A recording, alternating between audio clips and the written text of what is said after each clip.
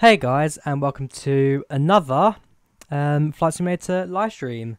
So yeah, today I'll be flying in FSX, flying from Helsinki to London Gatwick Airport.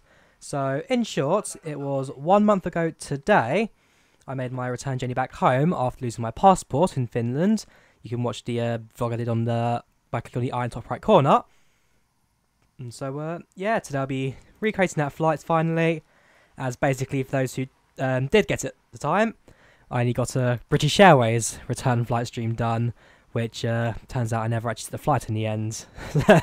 So I've been meaning to this for a little while now, actually doing a return flight video, and yeah, something that I am quite happy to finally get over and done with. They're quite there.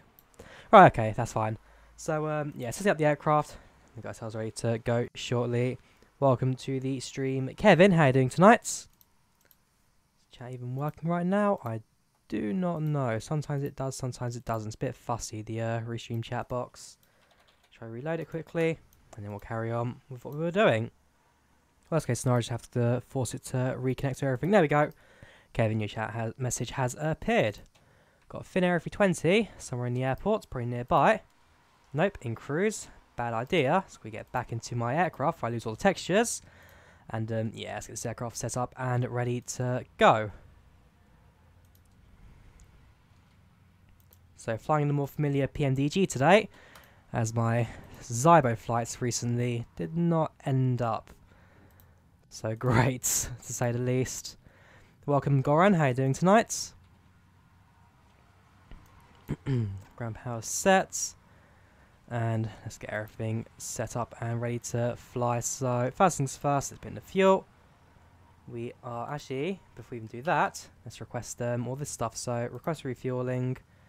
It shall be Drawyah for Helsinki. And after refueling is done, so we let it load. It shall be boarding. And then request pushback we can do afterwards once everything has been sorted. So yeah, not exactly at gates today. Stand 906, about a mile away from the terminal, which is over there. Basically, like we did in real life, we had to take a shuttle bus to the airplane, which was quite fun actually. Can't lie. I'm good. I am good. Back from work, bit tired, but hasn't stopped me from streaming tonight. So there should be a fuel truck on its way. Not exactly sure where exactly, but there is a fuel truck on its way.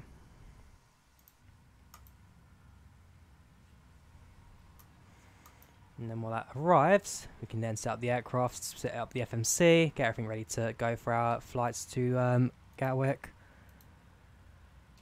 Okay, so I can do the very basics, such as align the IRS and get everything connected.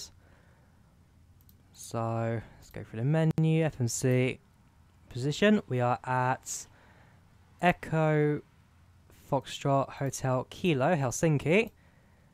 Stand 906, thank you, sign. And then we can put in our aircraft's position. Yes, I am on VATSIM. Most of the time, if not every time I'm flying, I am on VATSIM. Origin Helsinki to Echo Golf Kilo Kilo. That is Gatwick. Put in the company route. Flight number, we are actually have to put it in Norwegian standard, so OY0370. And at runway today, we are departing from runway, is that runway parallel to us right now, not too far away. Let's just cheat a bit and get the number. I can't see the number, so we'll just use the thing here to tell me. I think it's like 12152204. It'll be 04 right today. So back to you, 04 right. Put you in, activate, execute. Flight plan has now been set. Now I have to wait for our aircraft to actually have fuel in it and whatnot, so that we can fill this page up. And the fuel truck is hopefully still on its way. I actually really don't know where it is right now. Nothing seems to be moving in the airport right now. That is... Oh, there we go. It's just right next to me. That's why I can't see it. Walkstream Huma 44, how are you doing today? Yes, we shall be flying. We just need to get the aircraft set up ready for departure first of all. Rip V, Nanto, Absa. Rip V... Yeah, I don't know if there are any... SIDS. Good. Okay, we'll take that one. That one works for us, and we just bring the next waypoint Rip V back. No, I can't. That's wrong. Sorry. Departure. Refill the aircraft through that. No, I need is it this one? I remember the departure took us over the city.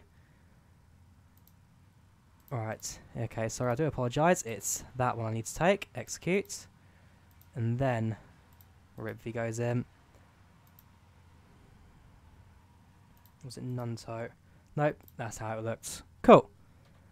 That's all set. Thank you very much, Homer. Much appreciated. Glad you enjoyed the stuff. Right, so put in the fuel.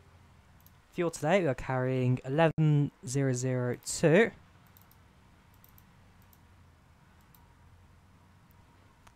Pounds. Ooh, is this set to pounds or kilos? I don't know. Hey Google, what's 11,000 pounds in kilos? 11,000 pounds equal 4,989.516 kilograms. Welcome to stream, Maxim. I'm good. A bit tired back from work, but I'm good. Hey Google, what is 11,000 kilos in pounds? 11,000 kilograms equal 24,250.849 pounds. Right, is that more like it? 52%, yeah, that's more like it if I'm flying across Europe. 24,250, so fuel setup, I should have set that to kilos, but that is fine. I'm now a bit more concerned if the fuel truck will actually register the change there and may glitch out. Otherwise, start flights and let up FS passengers as well. Enable weight updates. Fuel's been set, passengers full. Cargo, we don't really have that much cargo. Bear in mind, we are just, yes, that at most really, is it? Let's double check this, if it actually has any of the weight on it. No, it doesn't. At least not that I can see. Fuel factor, Nope, that should be fine then.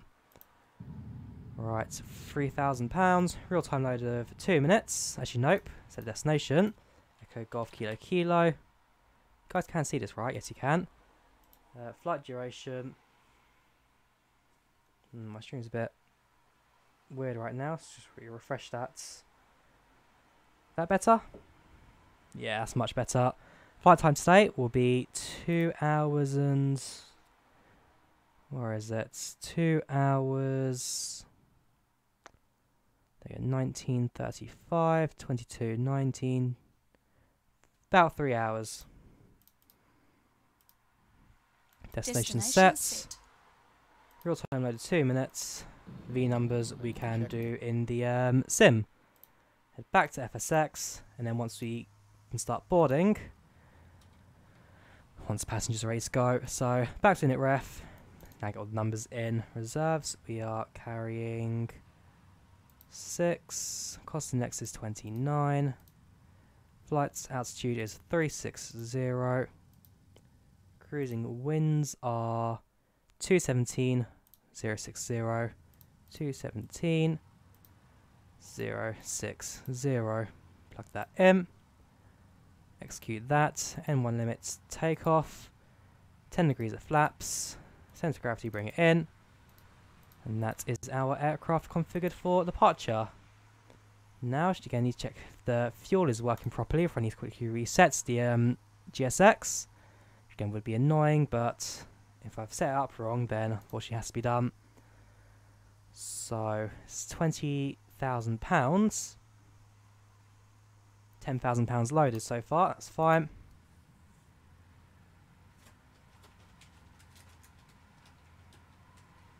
So about halfway through refueling.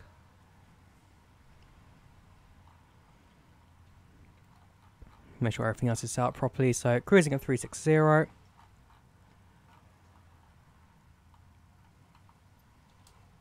Rotate is 140.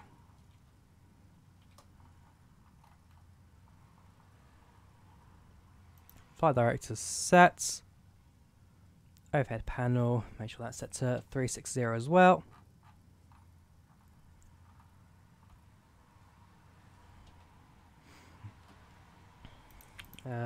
Fuel pumps on. We will require center tanks as well for this flight. Hydraulics turned on. Everything else comes on. Heating. Your dampener, I believe, will turn itself off. Nope, that's turned on. And that is us ready for engine start once passengers have loaded. Again, just always good to double check everything as well. Make sure it is all correct. Pushbacks would be rather short today. A little bit back, down the little road there slightly. And then it's a simple taxi to the runway, which is right next to us. Again, this is doing the same flight I did when I was in Finland a month ago. So we'll try and make it as similar as possible for that.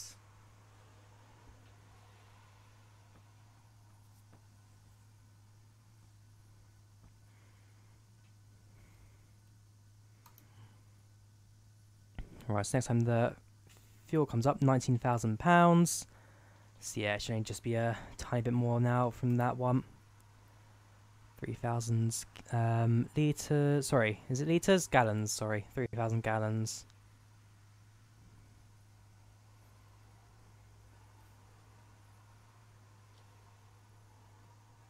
There we go. Aircraft has been refueled. So he'll now disconnect the aircraft momentarily.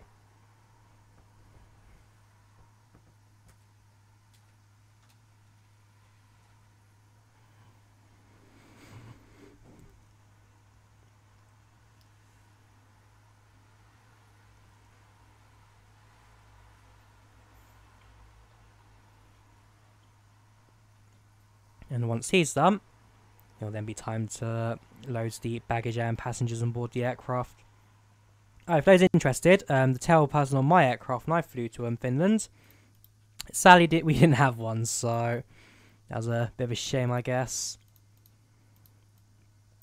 Right, opening cargo doors. And then we can now open the passenger doors once it tells me to. Rear has been connected, front has been connected.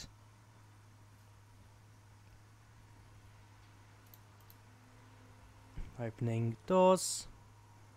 No bus apparently, although I can assume it's like one of the static buses around here it's pretending to load the passengers from. And here comes the baggage truck. At least one of them.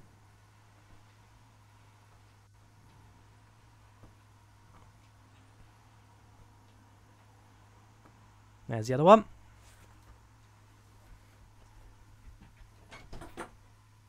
My cat is desperate to come in. Otherwise, yes, okay, so let the passengers board the aircraft, let the luggage enter as well. I'm not quite sure what's going on there, or where he's going to. He's gone off on his own little journey there.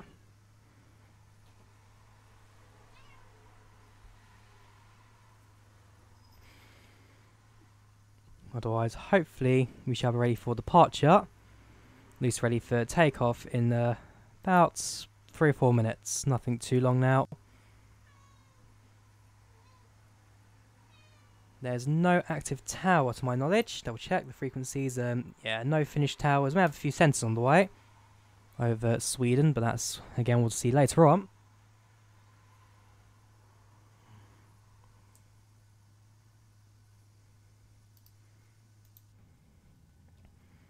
Once passengers have boarded, we can then configure for takeoff, turn the engines on, and head to the runway. Again, everything has now been set. TCAS we can get on as well.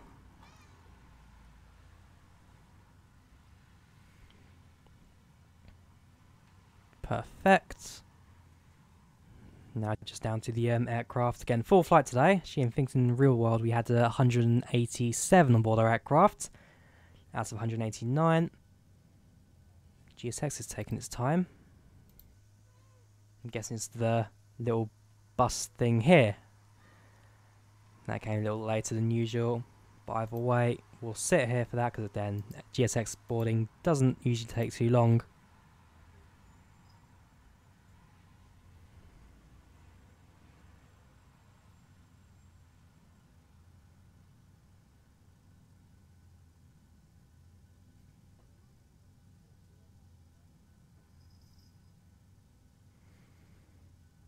Right, all looking good. They're now leaving.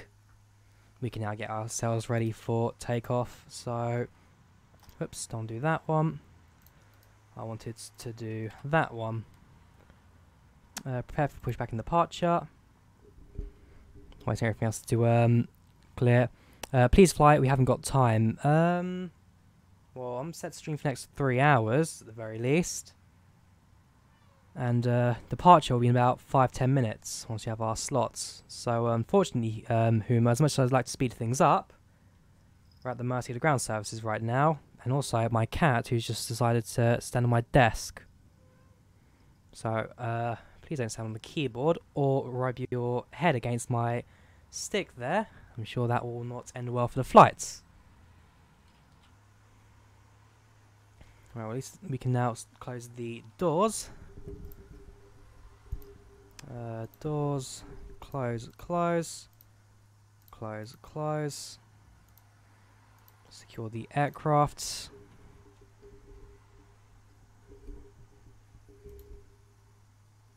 Are we still waiting for luggage? Yikes, okay. Sorry, got to open the cargo doors again, because for some reason they haven't actually loaded the cargo just yet, and those are set to arrive still. I'm very much at the mercy of the ground services here right now. We are meant to depart. Where's my set departure for this one? 1:15. We're a little bit late right now, unfortunately. We'll have to try and make back time once we are in the air. But again, hopefully this shouldn't take too long to board since we don't have much luggage to actually load in the first place.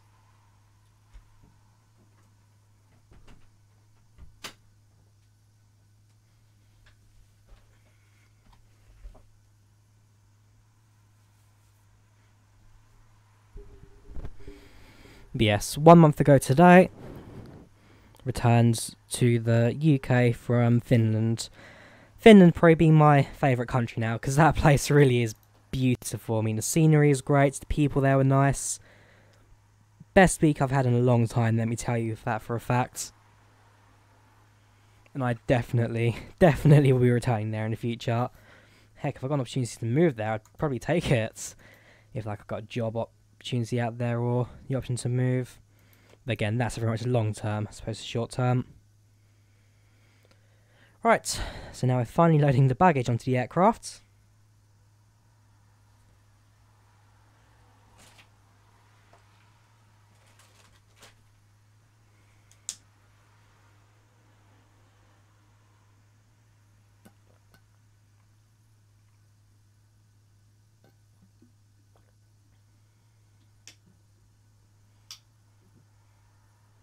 And once the baggage is on board, then we can fly. So, not long now to go, Huma. Not long to go now.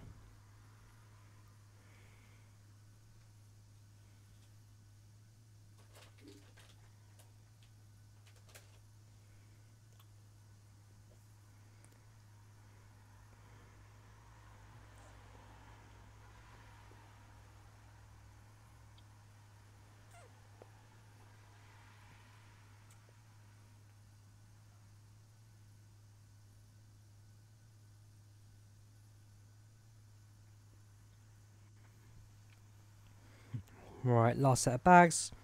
Let's go into the front. So rear one has now been loaded.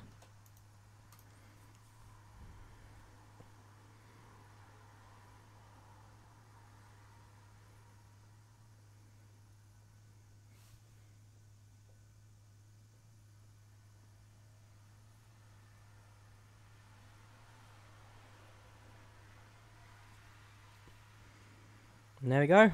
All bags have now been loaded. So you can close the cargo doors. And now all the services will leave the aircraft. So you can see the rear conveyor belts is now ready to leave. And the front one is also about to sit on the seat, very precariously going underneath the aircraft there. I'm not sure if that's a very good idea. But hey, Finnair know what they're doing. Straight back, 100 meters manual stop. Well, I guess it's the only option I got. Start engines before pushback. No, we'll be doing that during. Right, now pushing back, ready to depart very momentarily. Everything should be set properly. Make sure the lights are turned on. And yeah, now think about turning on the engines once the aircraft has been connected.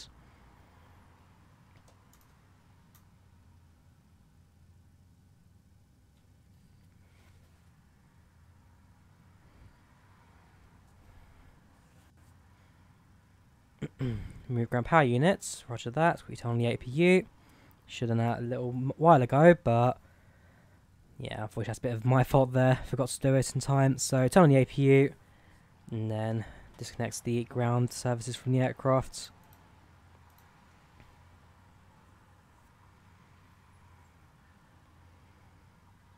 There you go, APU starting up. Now it's got to wait for it to stabilise.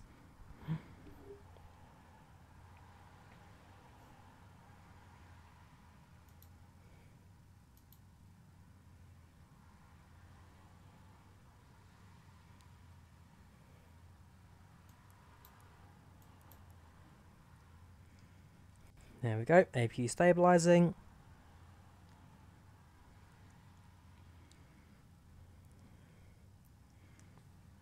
Blue lights on. Remove everything. He's now connecting the aircraft to the what's it called? The boom.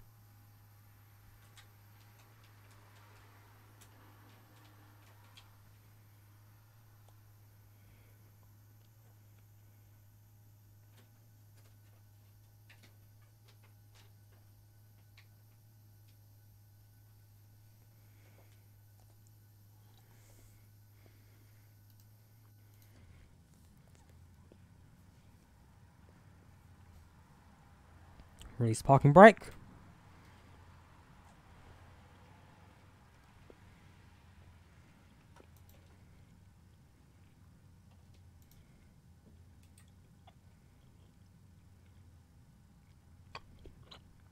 And on his command, we shall start our pushback. Which for some reason, we ain't going. There we go.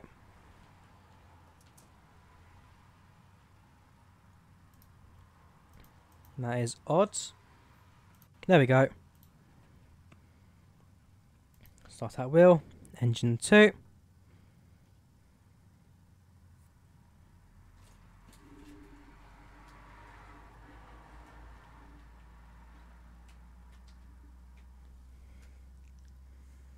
Engine 2 start.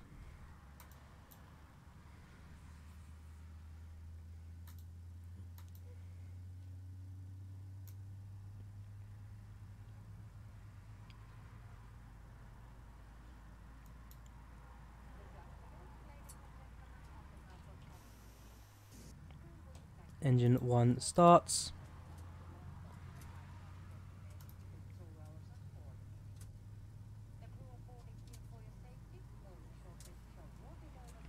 Engine 2 fuel flow starts. In a moment we'll then cut the pushback procedure, so we're not going to go straight into the hangar behind us. So unfortunately, being in this gate, we're not exactly going to turn anywhere. East GSX doesn't recognise that extra bit as a taxiway.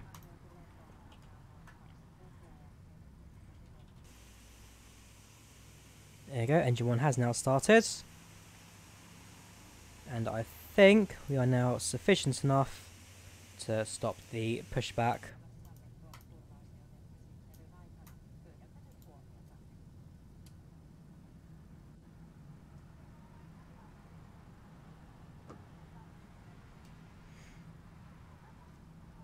Parking brake set. Lower flaps to position 4. Trim to 6.41.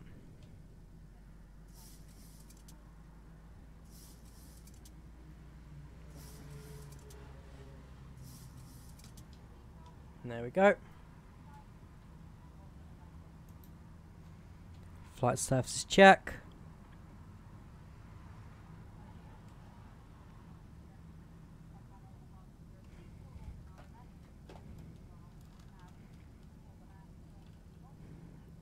Cool. Aircraft is now ready for taxi. So now just waiting for him to leave. Then turn on the taxi lights and off we go. Engine APU comes off. Packs on.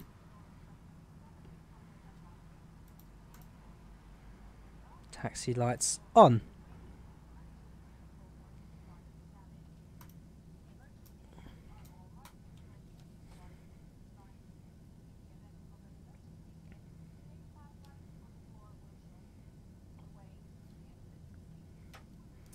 Pine brake released. Increase the throttle. Now make a turn to the left so I can make our way to the runway. So, departing Helsinki Airport. We shall be in Gatwick in 2 hours and 40 minutes.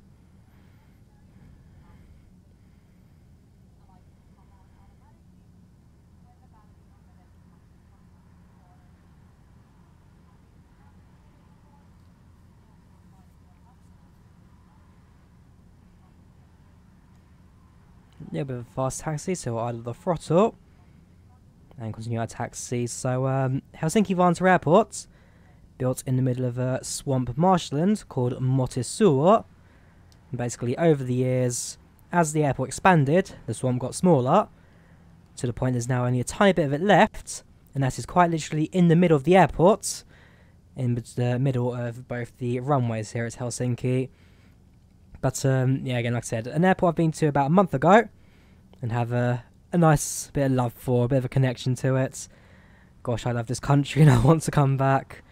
If you ever get a chance to go to Finland, guys, take it. It really is just a beautiful country, full of some really amazing things.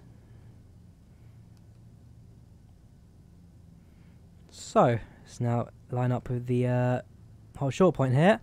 Just realised I haven't tuned Unicom 122.8. I shall quickly do that. Quickly hold short first. So, just quickly tune 122.8.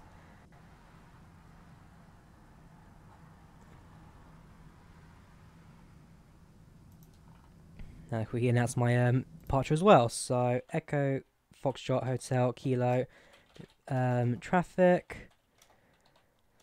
Departing runway 04 right. Takeoff clearance now we have. Turn on the landing lights. Do a quick test of the where is it? Test of the TCAS. Increase the throttle. Set the brake actually to reject takeoff. And off we go.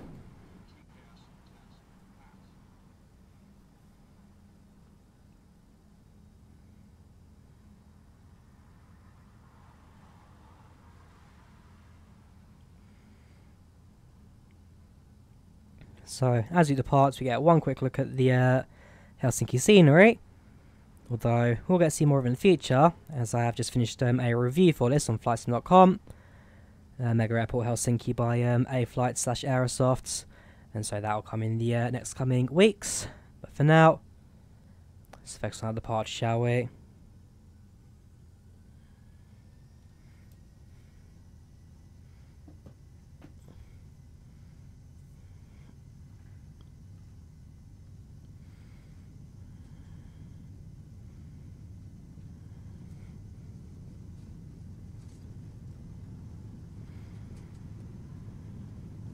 V1, rotate,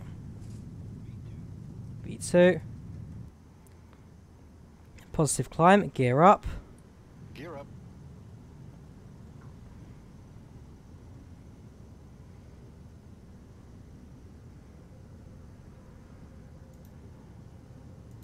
Set the autopilot.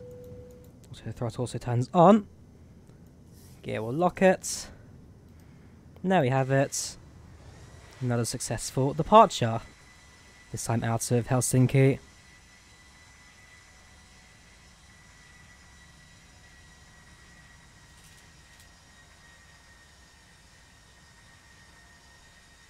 So in a moment we'll start a right hand turn.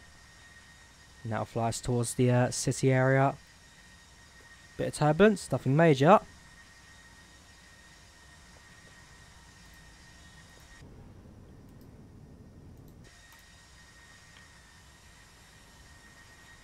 And what I like about this departure is the fact that it takes us basically right over all the places I went to while I was in this country. So that's the central station over the city, over Suomenlinna, which is like an island just off the coast of Helsinki. And overall, a very, very beautiful departure.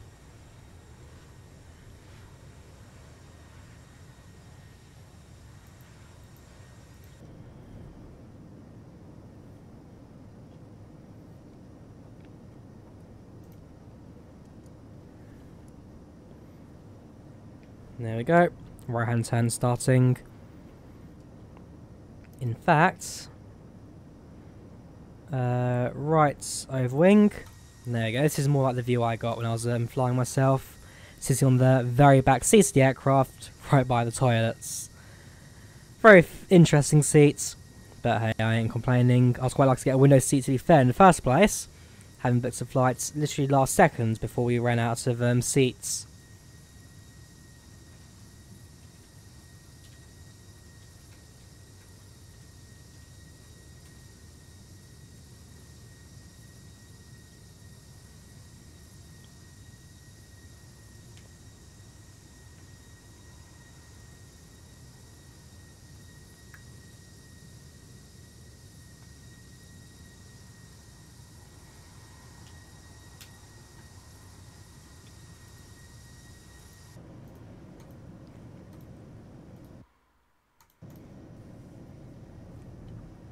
Yeah, there's two centres in the Scandinavian areas, but I don't think we're going to fly for either of them, so we should be alright.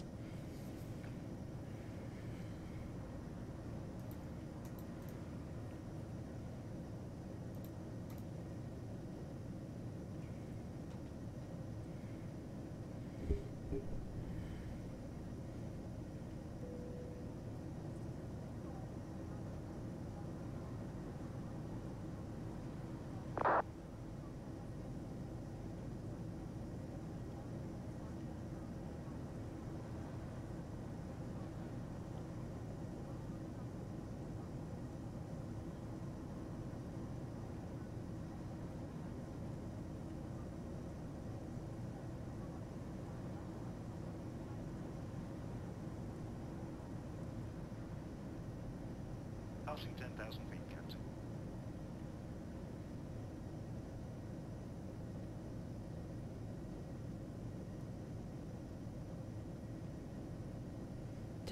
$10,000 so you can turn off the landing lights. And continue with our departure.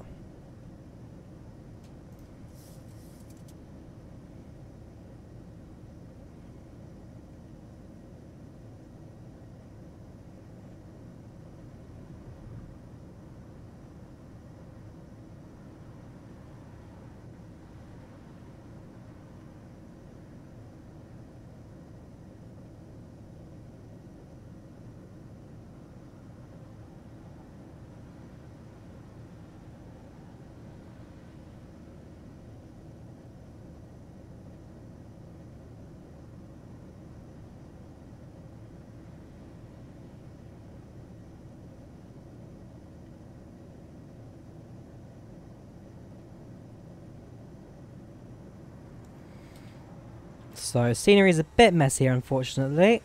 Makes I haven't configured it properly. I just quickly, actually quite lazily slapped something together. There's the city Helsinki there right now, and the nose of the aircraft. If I can find it properly. Where is it? Suomenlinna. On the SE centre, there is The first island we stopped at. Where is Suomenlinna? It should be covered by this map. I'll have to go blind. Anyways, yeah, there's the city centre. Now about to be below us. Some of the many islands just off the coast. Oddly, I can't find the one I'm looking for. How strange. Anyways, yeah, there's the city centre. Maybe I'm not looking in the right place. Maybe because the city centre's down there, I can't find what I'm looking for. Sorry, no, this is just a port stockyard area. Not what I'm looking for, I do apologise.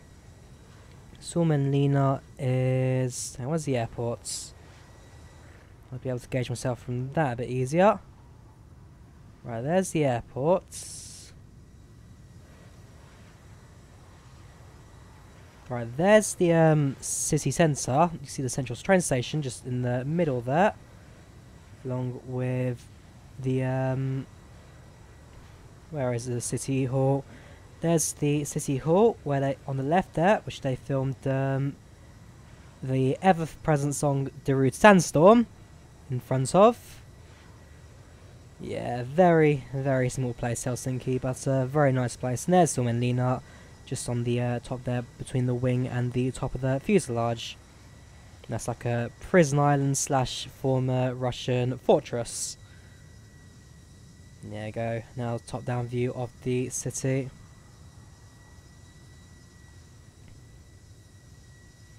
Yep, there's the central station, now just by the engine. And now by the engine is the Darude Sandstorm City Hall in Helsinki.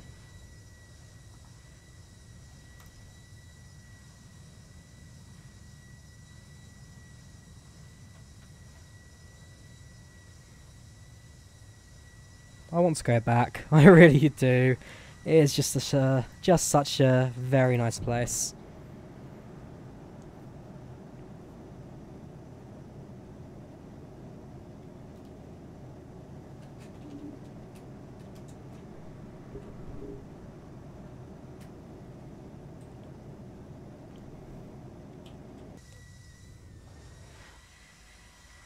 Yeah, and there's the Vantaa airport.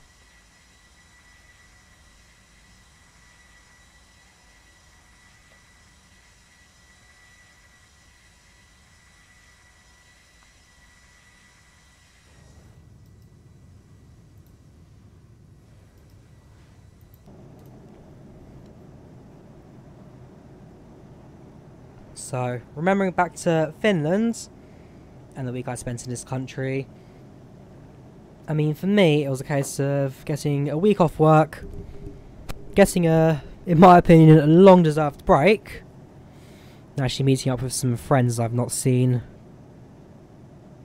ever, really, and even got a vlog out on another person's channel as well. You can click on the eye to see that if you want to. Her name is Suskitsu. You can watch a vlog on their channel if you wanted to as well. Although I'm not going to like force you to watch or anything, but nah, they are quite, no, not quite fun, they're very fun. And also gave me a small gift, which to me means a lot. It's a 29cm Moomin plush. Oh, who here knows the Moomins from Finland? The white hippopotamuses, as those who don't know them seem to always call them.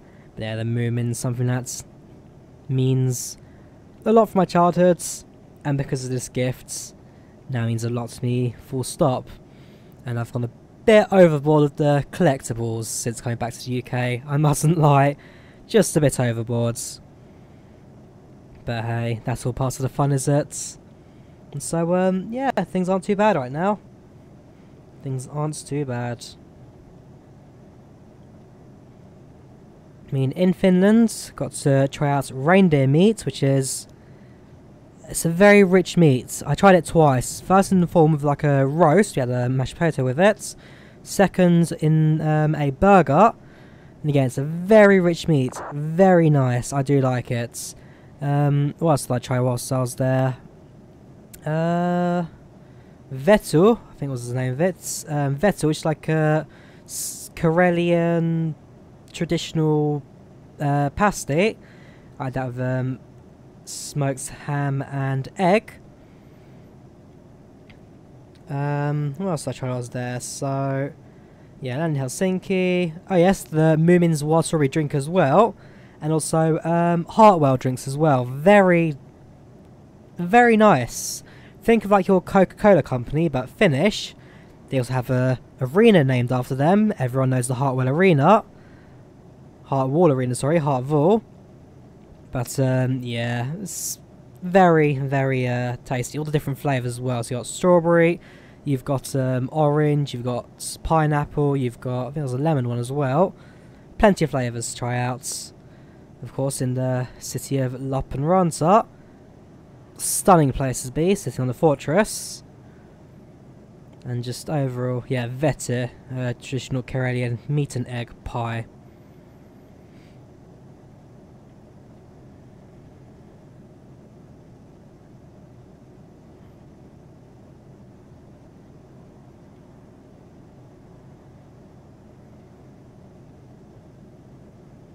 Oh yes, and also Finnish sauna.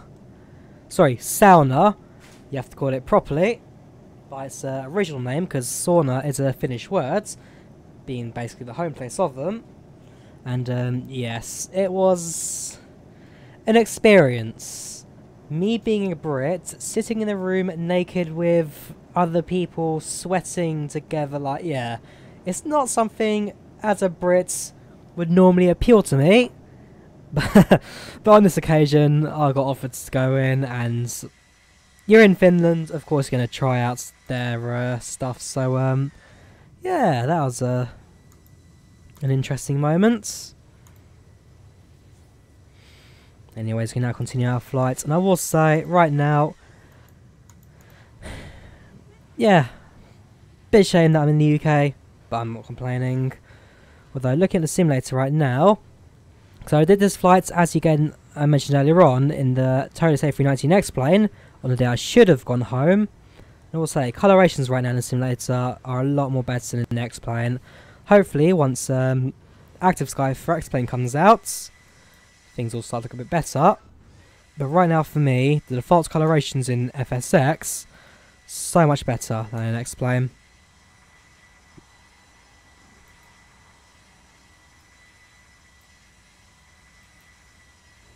I mean, if we go to the right-hand side,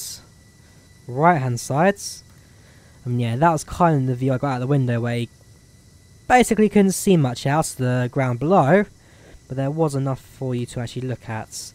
Bit cloudier, must admit, but for the most part, that is quite accurate.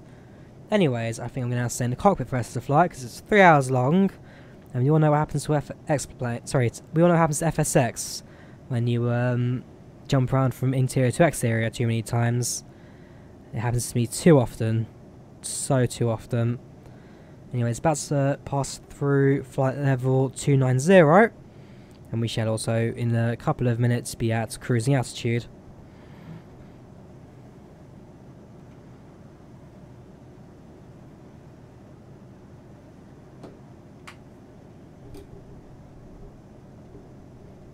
So, anyone watching the stream right now, how are you guys doing?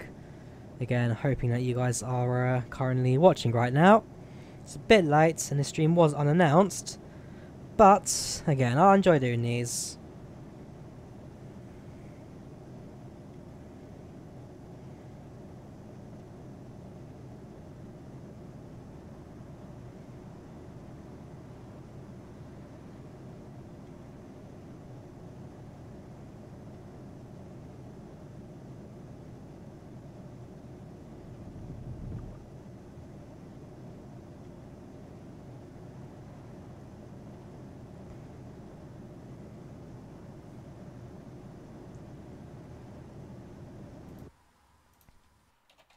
Hang on, let me check something quickly.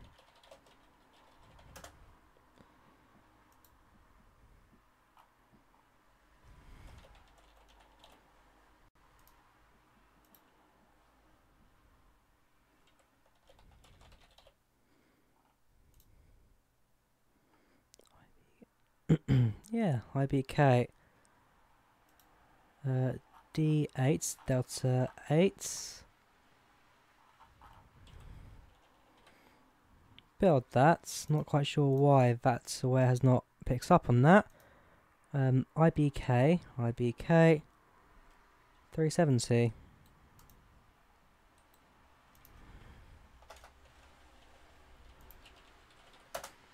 How many other IBKs we've had on here in the past which haven't been set up properly? Basically, VATSIM, for whatever reason, whenever you use the Norwegian code India Bravo Kilo, it sees it as an Italian private plane rather than Norwegian, which is slightly annoying. There's literally nothing you can do about that, other than maybe contact Vataware to change that in the future, which I may do. Yeah, private Italy. Yeah, well, if everyone had the same issue, I ain't gonna sweat it. Cruising altitude, 20 nautical miles away.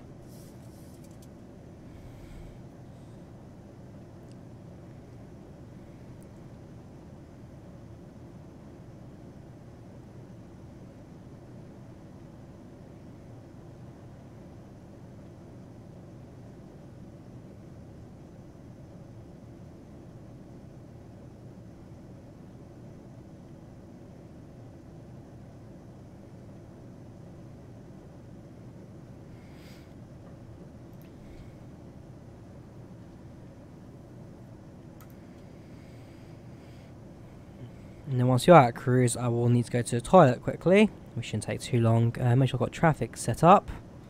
Traffic, and I don't think I'm going to need too much in the way of weather. Yeah, that's fine. This can also set to legs.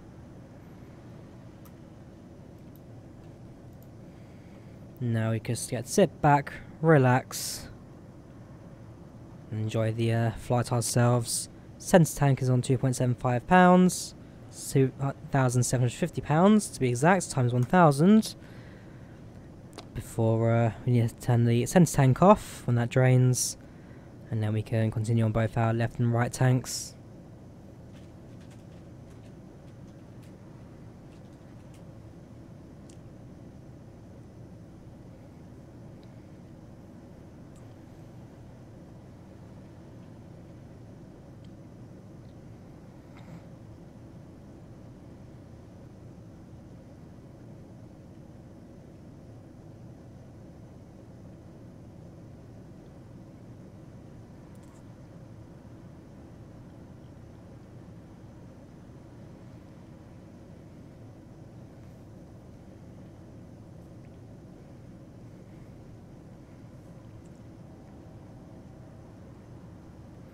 That means we're now at 350 flight level, as we are now 1,000 feet away from our top of climb.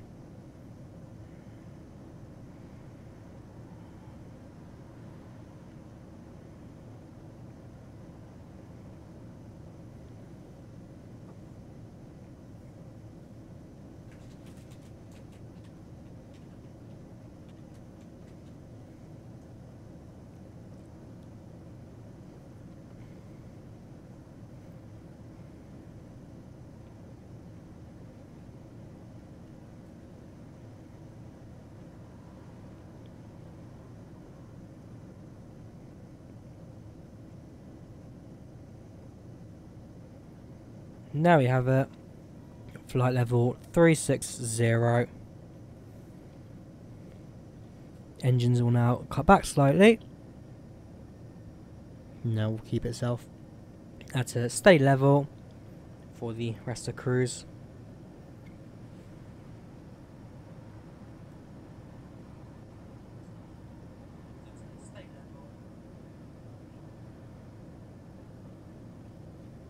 Right, I'll be back in 2 moments. 2 moments.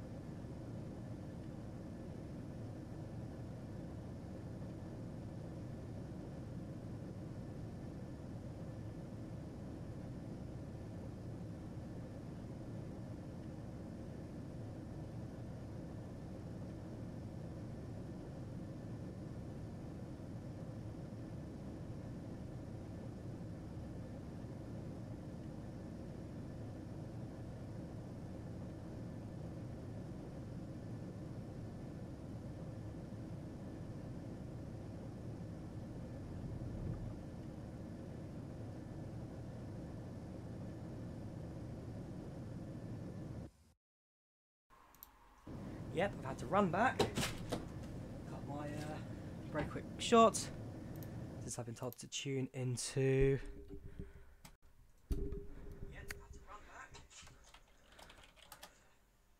Hang on.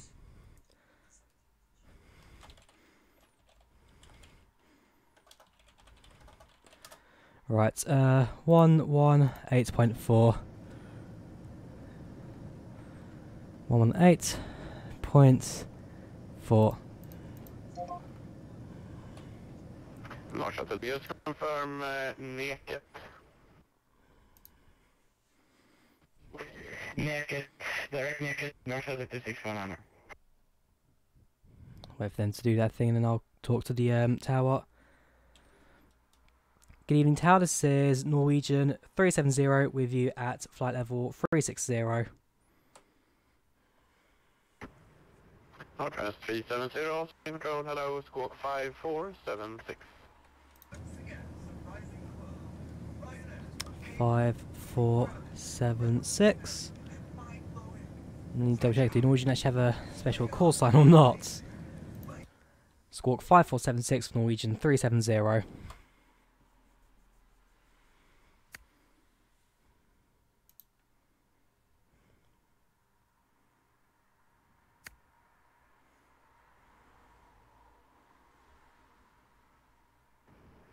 Northwest 370 identified, fly direct Sierra Victor Delta. Sierra Victor Delta. Direct Sierra Victor Delta for Norwegian 370. Right, do Norwegian have a special call sign, which I now need to pick up? Yes.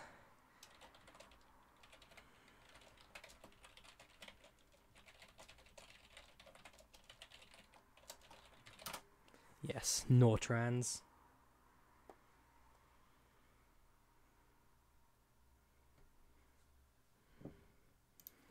Cool.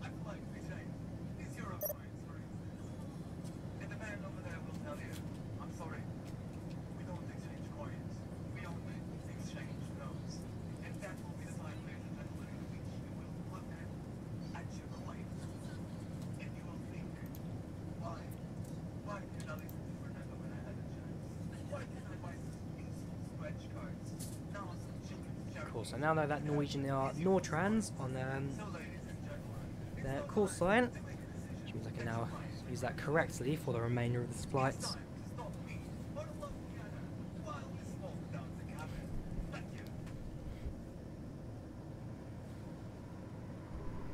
Probably should also keep the headset on actually, just in case you do get another radar contact.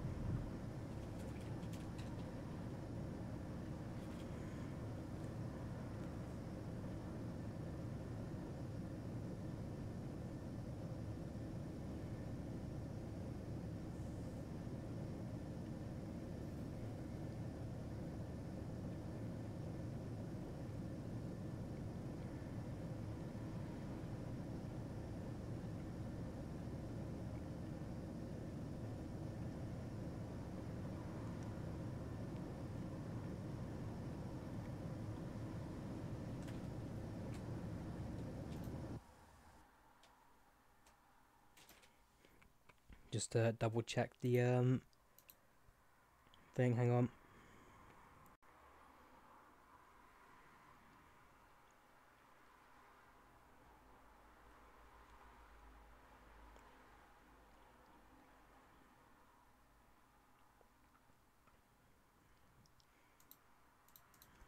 Perfect. So long that tower know what I'm doing. Everything should be sorted to this flight. We are 2 hours away from Gatwick now. And so, it'll be a slightly late landing, but nothing too major, I guess.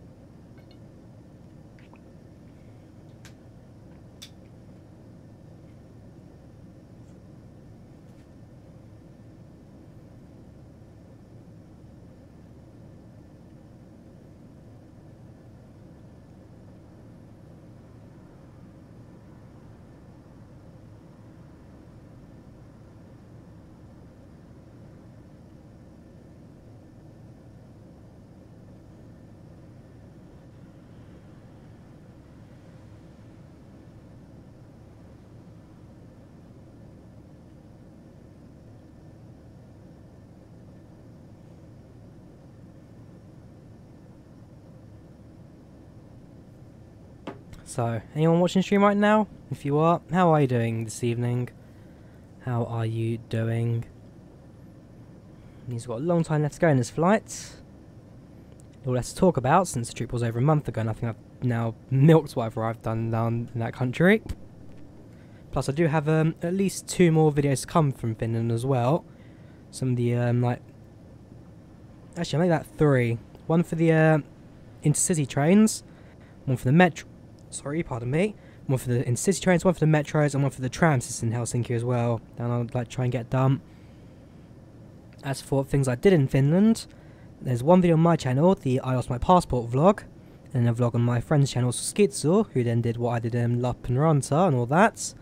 So those 2 videos I have done, and yeah, as I said, at least 3 more on this channel until next time I go to Finland, which will probably be next winter, assuming something hasn't happened before then, which it probably will. So yeah, it really comes down to whenever I'm going to Finland or not. Next winter will be the very latest I'll be going there again, although I expect to be going a little bit sooner than that. And yes, I want to go to Finland in the winter. Enjoyed the summer, very nice place. I will go back again in the summer again one day, but for the winter will be quite an experience to say the least. In minus 20 degrees Celsius. I want to feel the risk. I want to just feel the pain of going in that cold, and the proper way to enjoy the sauna as well, going from minus 20 to positive 80 or something like that.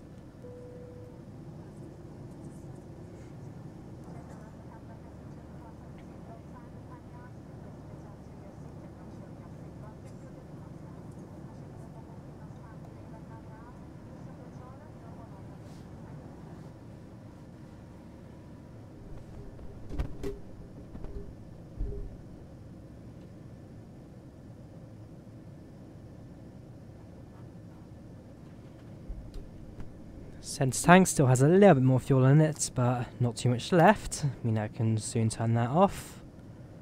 And yeah, everything else seems to be fine at this point in time.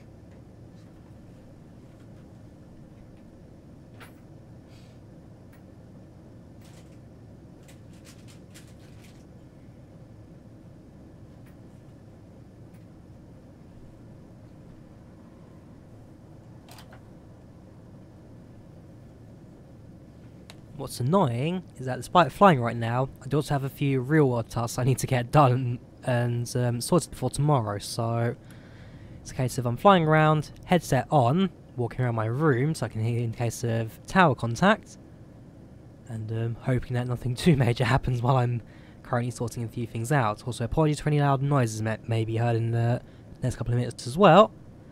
I'm sure nothing too major will be heard in the background.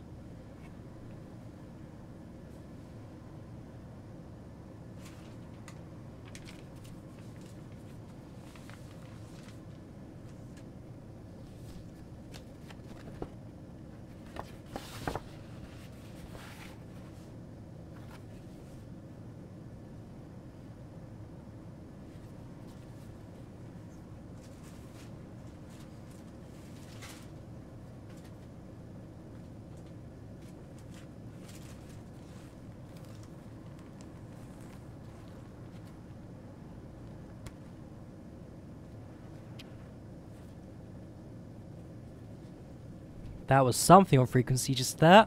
Bit of static from tower.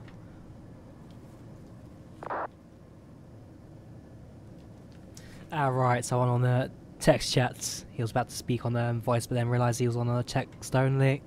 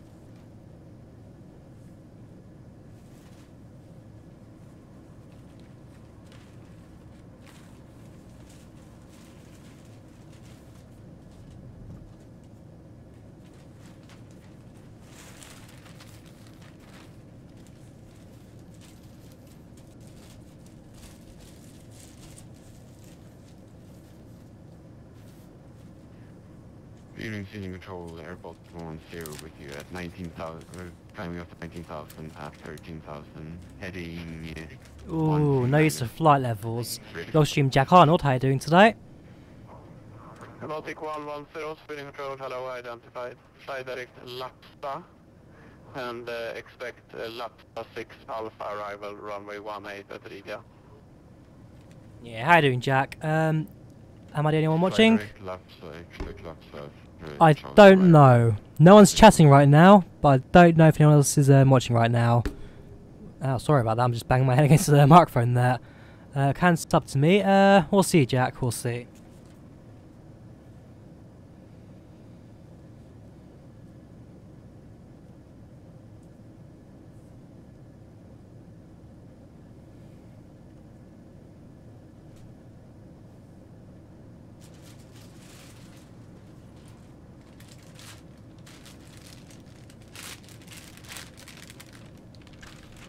Much appreciated, Jack. Much appreciated. Again, I do these videos and streams because people enjoy watching them. I mean, if people didn't enjoy them, then either I'd change them up a bit or I just wouldn't do them. So, much appreciated, Jack, if you really are a fan of the channel. Just a shame I'm doing it at such a late hour when nobody's really on right now. I mean, if I did it on the weekends, where I get a few more viewers, but the main reason I wanted to stream tonight was today was being the 1 month of me returning back to the UK. Fly back on the 24th of July, so it's actually a month today.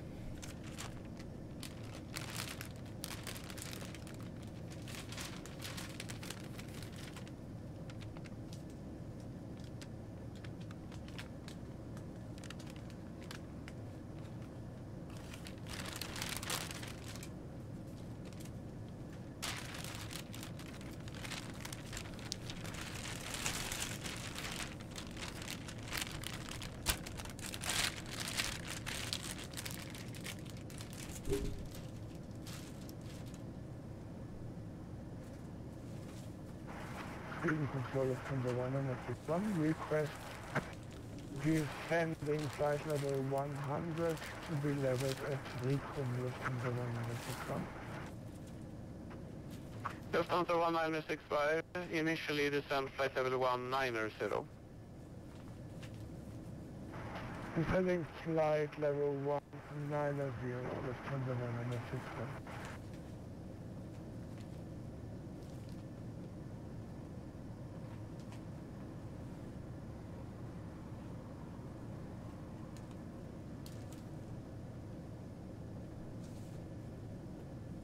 So like the time's on the comms right there, so he's now starting his descent.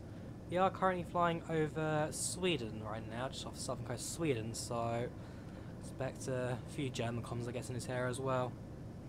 Am I going to the KSI Logan Paul fight? No, I'm certainly not. I'm definitely not. I don't care about Logan Paul one bit, KSI used to watch his content, not so much these days, but yeah, that fight doesn't really interest me. I check out who the winner is, but that's about it. It's not really something that I'm totally into.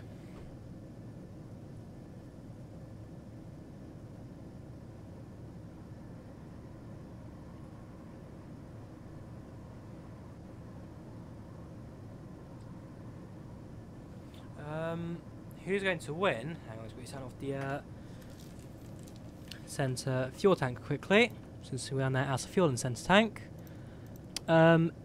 If I had to pick a winner, it would be KSI, because he's definitely a much...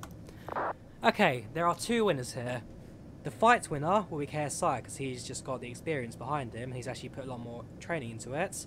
But the overall winner will be Logan Paul. I mean, he's gone from everyone against him, from the Suicide Forest video he did a little while ago, to now being the main event on YouTube once again. And people just completely forgot about like what he did. So KSI will win the fight, but the biggest winner will be Logan Paul, because he's gone from 0 to absolute hero within YouTube.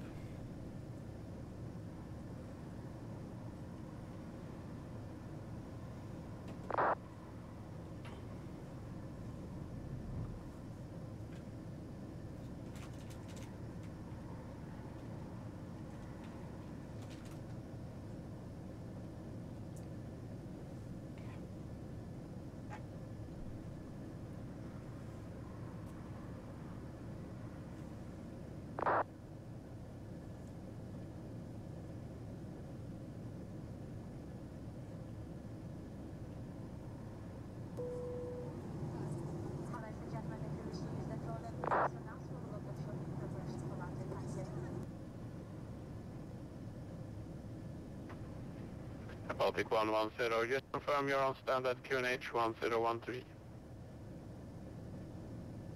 Ooh, sounds like something's going on the 1013. Vatsim right now. All Airbus Station 110. Sounds like a bit of a fracture between Lufthansa and the tower right now.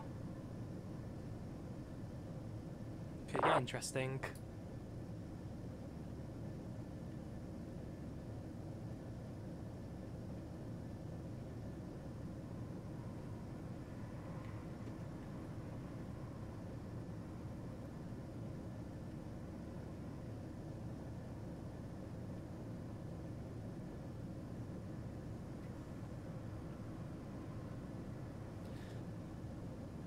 Yes, this is FSX, Flight Simulator X right now, flying the PMDG 737 on Vatsim. 746 with you, I think 3,700 feet, climb to flight level 180.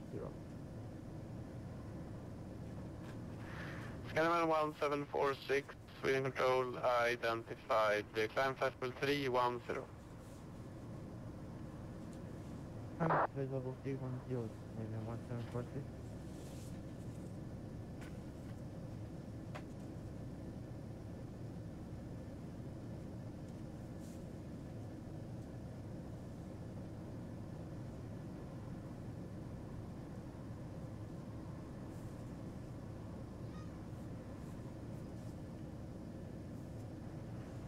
Baltic 110, I'm still reading you at flight level 194. Check that your correction that your QNH is 10 altimeter 299. Yeah, sorry, we're trying to fix it. Baltic 110. Something is quite interestingly going on right now with Vatsim. This tower and the Lufthansa do not like each other. They are very much holding it back right now for all hell breaks loose on frequency. Either one of them is going to disconnect, or communication is going to be quite off for the rest of the flights. Lufthansa 1961, continue descent flight level 100. Say again, Lufthansa 1. Oh gosh, say again. Lufthansa 1961, you're free of the conflicting traffic. Continue descent flight level 100. Descend is flight level 100, 161.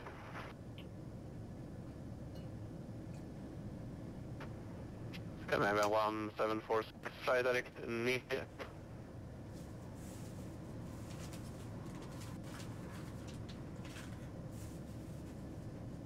flying direct to Naked. Scandinavian 1746.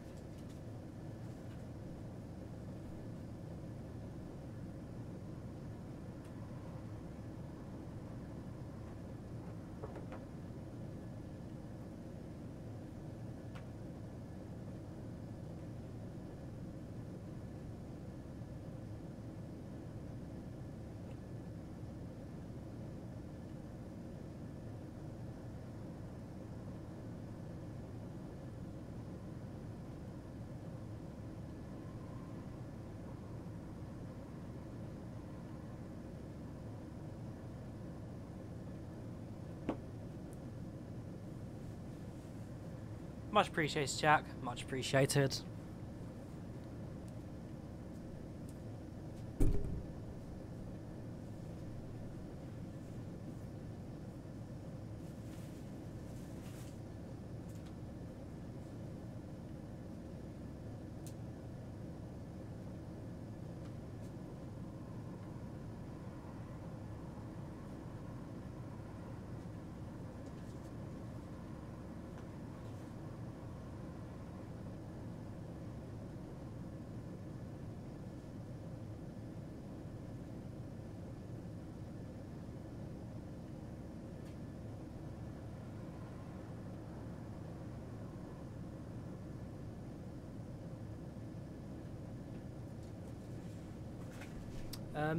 Yeah, sure. Says I'm in chat if you want me to.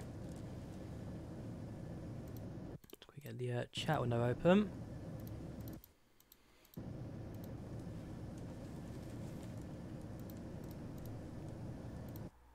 Since it is a bit of an odd one to interact with. There we go. Lufthansa 1961, contact Stockholm Control 126.650. 126.650. Lufthansa 1961. There you go.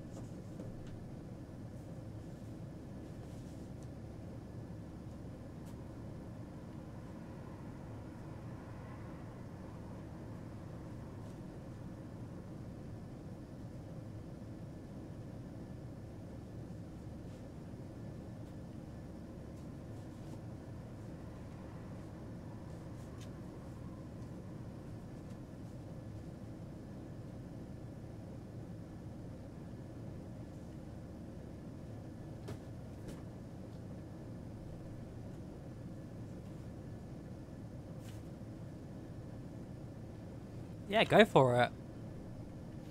What do you have to say, ma'am?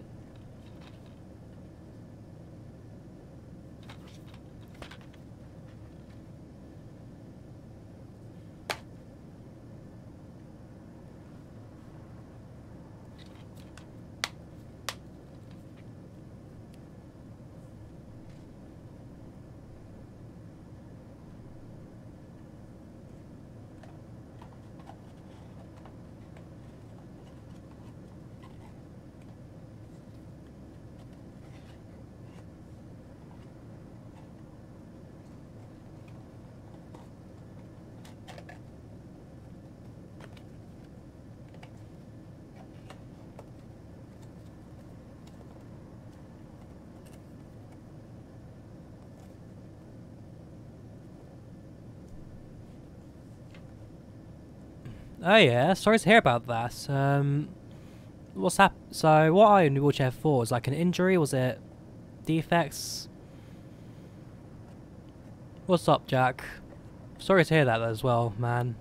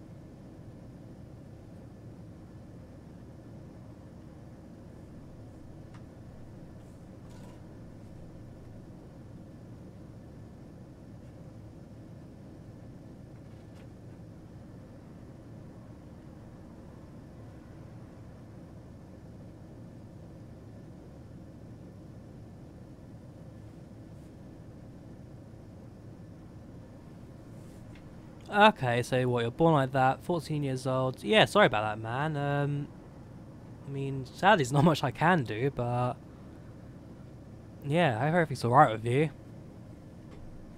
I mean, the worst I've had is a broken leg, and that was after a football injury. Meant I could do sports for a couple of years, but yeah, that's quite major compared to what I had.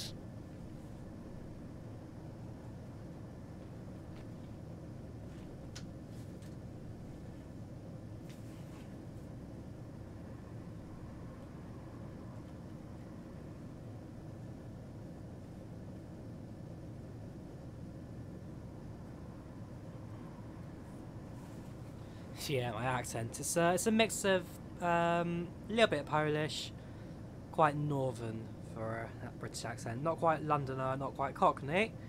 It's more of a Midlands kind of Wolverhampton kind of accent. Not Brummy, a bit less than that.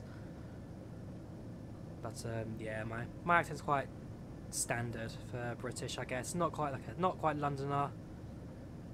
Bit more northern, around like I said, Birmingham, Wolverhampton area. Free control, good afternoon, Baltic 140, 3 miles inbound, Charlie Hotel 381, flight level 100. Baltic 140, Sweden control, hello, squawk 5047.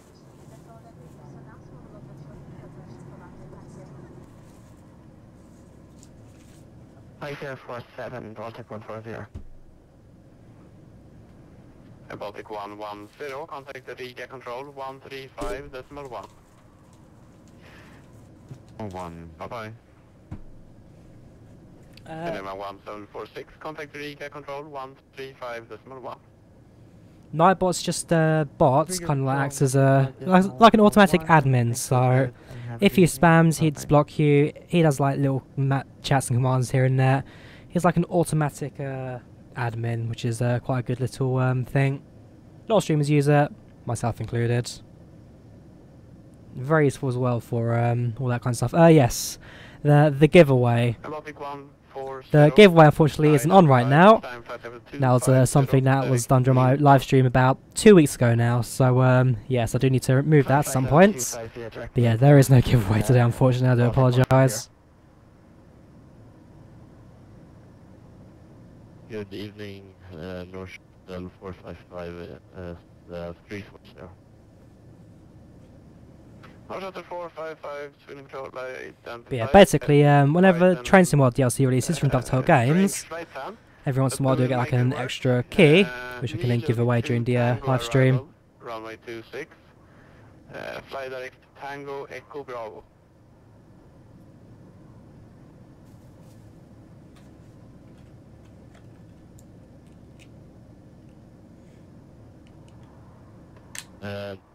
Nilug 2, Tango arrival and direct Tango Echo Bravo on your shuttle 455.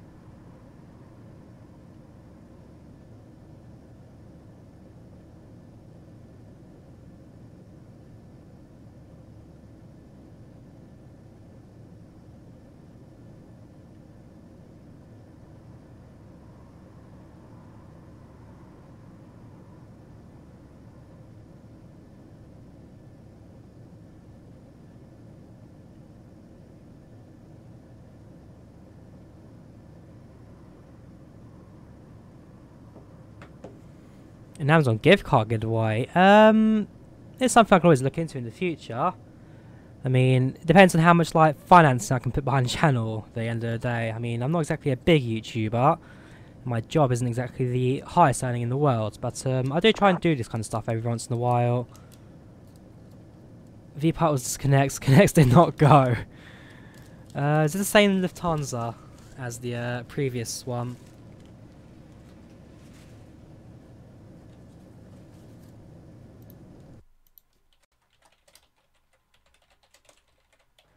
Shuttle 4548 with you.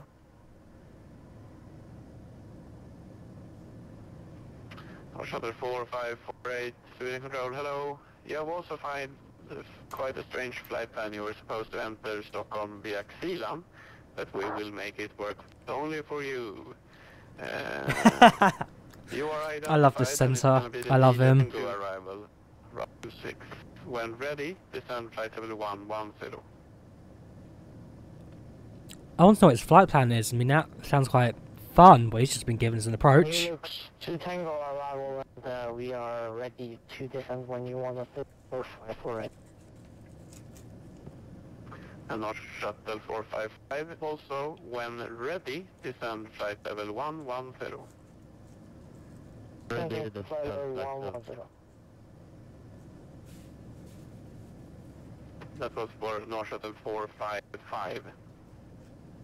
We're 370, so that's fine. Yeah, descending flight level 110 when ready in North Shuttle 455. And North Shuttle 4548, fly direct Tango Echo Bravo. Flight direct Tango Echo Bravo.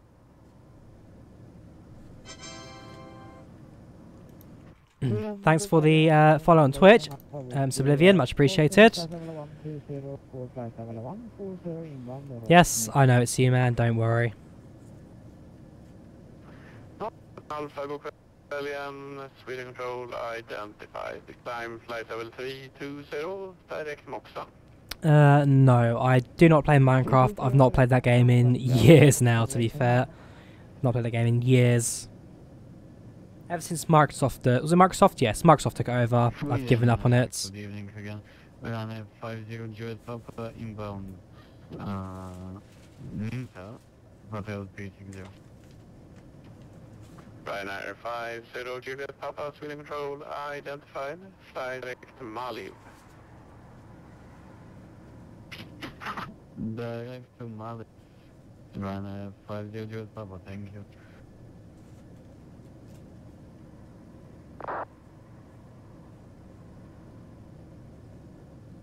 Hey, he's gone and booted the Lufthansa, who was giving him a lot of hassle earlier on. Lufthansa 419. What a sad, sad flight that was. North Shuttle 879, I can do you one better. Fly direct Golf 420 to join the Moxam 3 Sierra arrival, runway 21.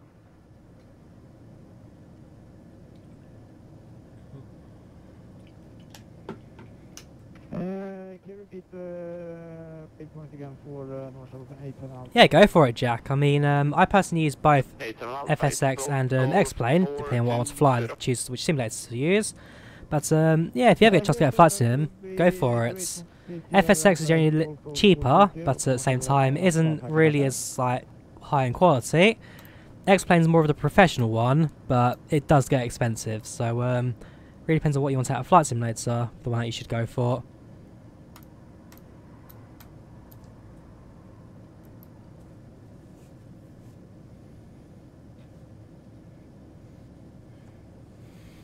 Yeah, no worries, Jack. I do hope to see you around in the near future. I might stream again tomorrow, we'll see. But, yes, I hopefully see you soon, Jack. Have a good evening. And so, Sublivian, it's just me and you. Finally, together at last. Assuming you're still here, of course.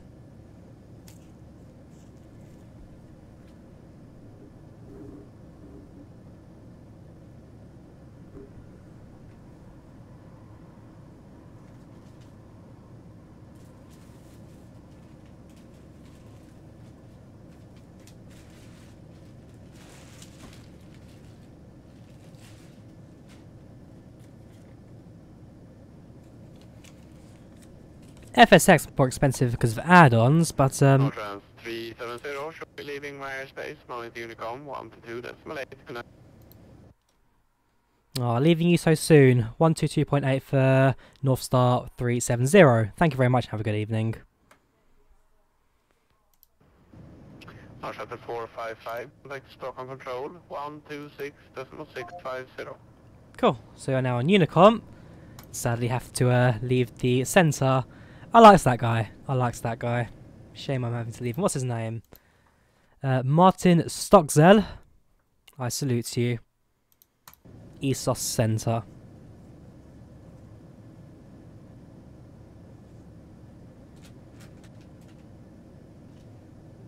Yeah, see you around, Jack. Do have a good evening. Do have a good night. Likewise, you have Discord. Do join the server as well. Links in the description of the stream. Do join us on Discord as well.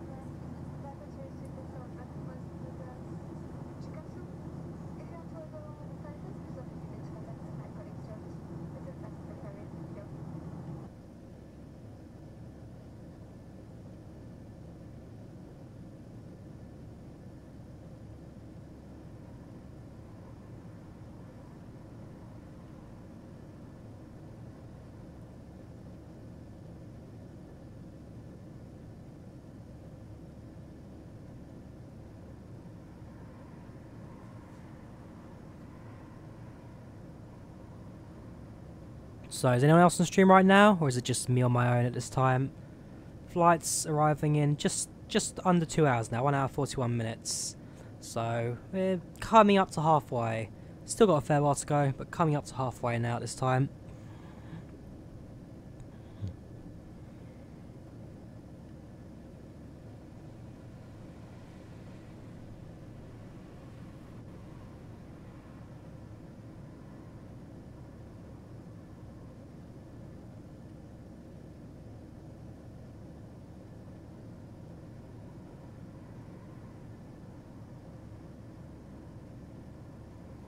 Welcome to the stream, Steve. FSX gauges aren't that bad. In fact, being PMDG, they're generally quite good. I mean, I think you're more down to the fact that you're just used to your Airbuses at this point. So it's quite standard for a Boeing gauge.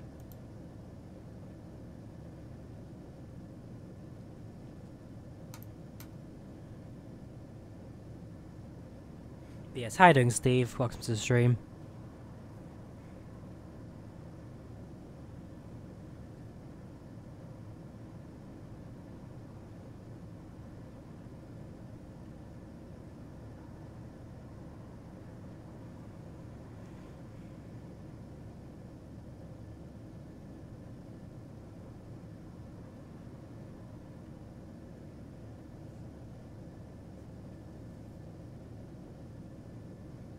Is that not the point of it? Is that not the point?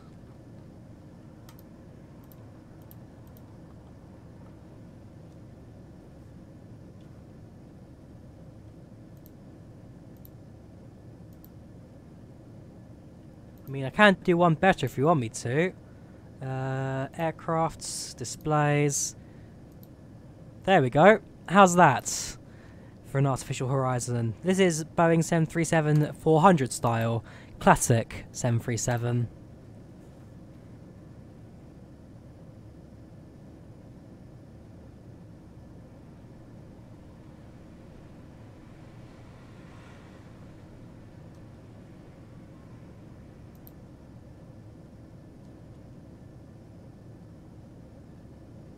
Oh yeah, the gauges again, of course. What do you expect from them?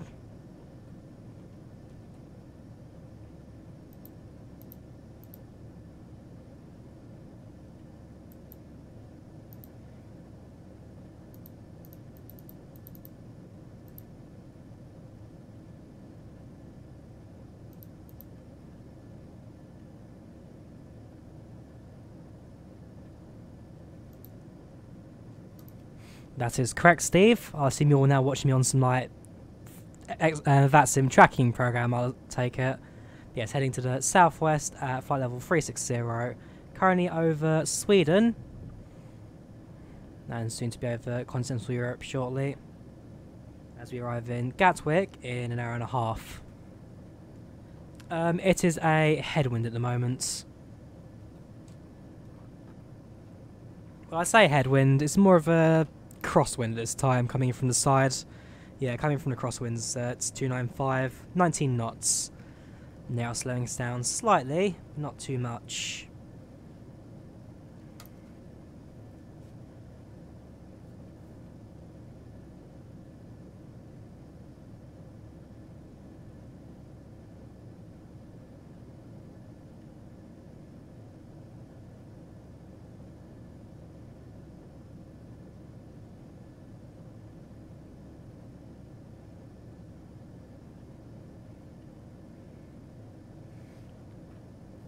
Shows you livery.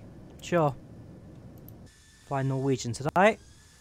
The airline I flew home with 1 month ago today from Helsinki to Gatwick. Norwegian Airlines. Norwegian 370 to be exact. I miss Finland. I want to go back. I really do. The tail hero for this one is, who is our tail hero? Fredrik Bremer, Swedish actor. Although for my flights home a month ago, we had no tail hero. It was just a blank white tail, which was a bit of a disappointment. I mean, there was no one for me to Google during the flight, because again, these aircraft have Wi-Fi on them, something I've never happened to me in the past. Flying on any aircraft, I've never had Wi-Fi before. So it was a fun experience to fly Norwegian. That was all covered in my Norwegian experience video. You can watch that by clicking on the I in the video right now if you're on YouTube.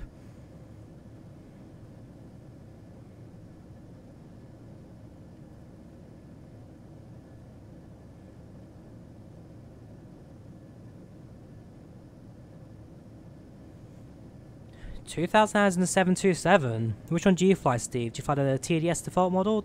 Do you fly the which payware company is it you made at 7.2? Was it Captain Sim? I think it was Captain Sim, but I'm not quite sure. Don't quote me on that one, I'll have to check. Yes, this is the flight I came back home on. It should have been a British Airways flight to Heathrow, but because I lost my passport out there, I was stuck in Finland for an extra 3 days. And so I had to get the cheapest flights back home, which was on the Tuesday, after getting my emergency documentation, which was a Norwegian 737 to Gatwick. So yes, this is the flight I came back on last month, July 24th, 2018.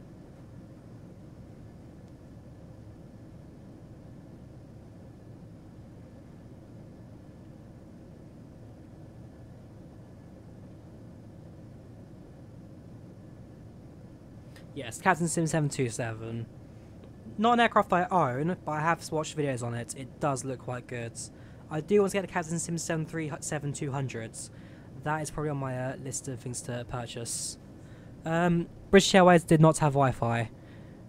I don't know if you've ever flown them sub, but British Airways do not have Wi-Fi on their A320s European aircrafts. Norwegian have Wi-Fi. British Airways don't. Oh, and if British Airways do have Wi-Fi on their long-haul aircraft, you have to pay for it. Norwegian Wi-Fi is free for all passengers, which is why I just love that airline. If I ever have a chance to fly Norwegian in the future, even if they're not the cheapest option, if there's like, say, 20 quid difference, I'd still go for Norwegian just for the fact that the Wi-Fi is free and the service is actually isn't too bad. Yeah, British Airways do not have Wi-Fi. They're actually quite late to get it.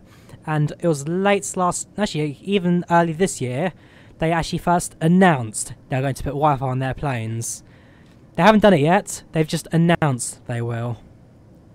3,500 hours on the 747, trying out the 380. So you've got a bit of a varied range with you, Steve. I mean, for me, at most, I fly the 737, this one, the PMDG, sometimes the Zyber, I'll explain as well.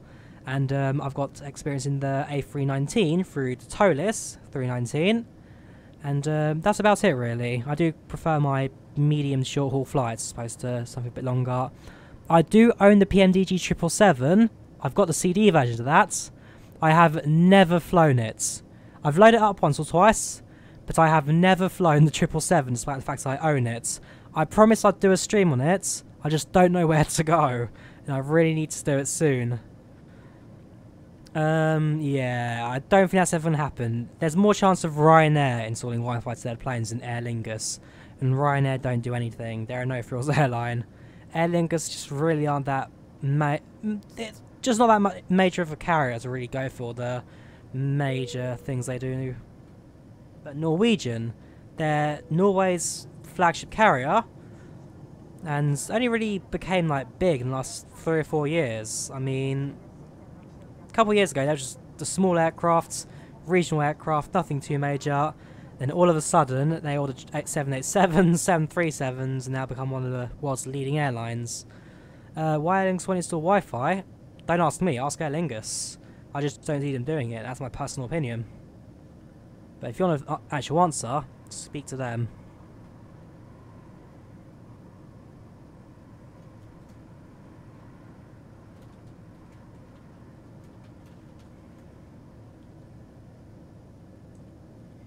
Yeah, Ireland flagship. Woo! Population of like 5 million. No one's heard of them. Ireland isn't a major country. It really isn't.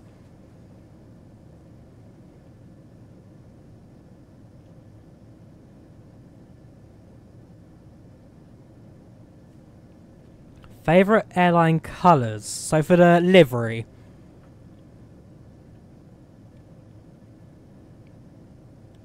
For the livery itself, I'm tempted to say the old Air Canada livery, the metallic one, the carbon fibre one, whatever it is. Or probably Knock Air, the one who paints the birds on the side of the aeroplane. Those are quite good. I do like Knock Air.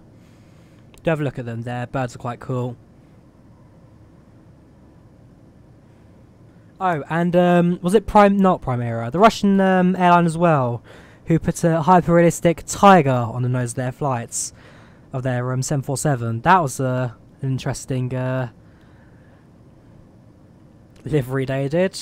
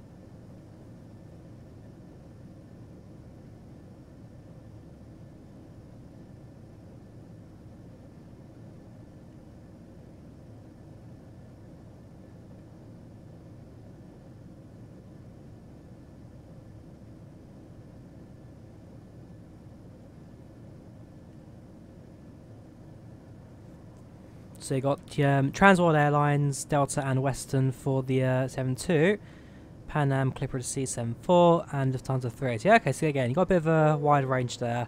For me, most of the time, I'm just flying Ryanair. That's literally it.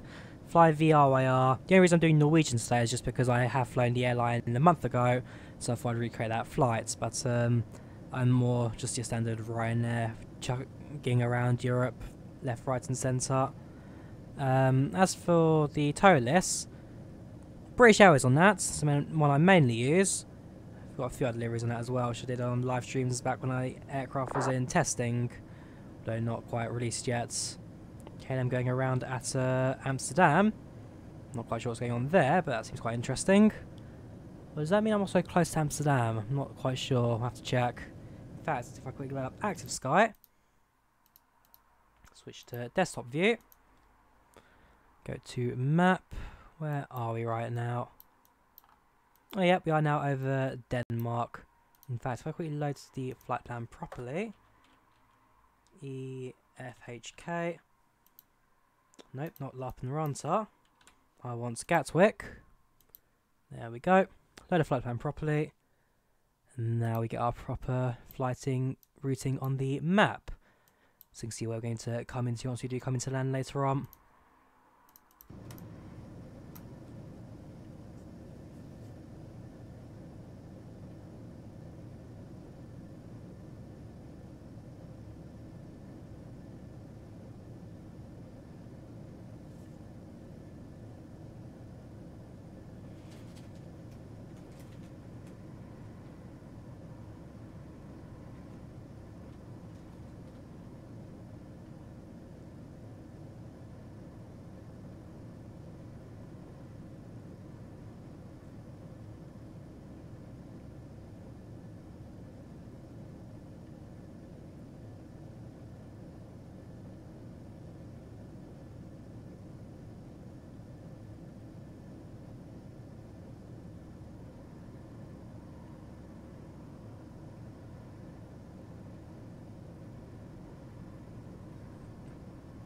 I'm on Edge right now.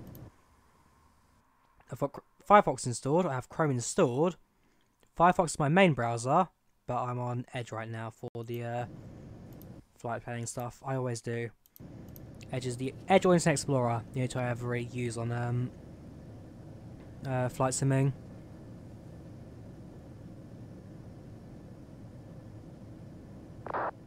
Oh, you knew people on Pan Am 103. That's the one that got blown out of the sky on Christmas Day. Wow, okay.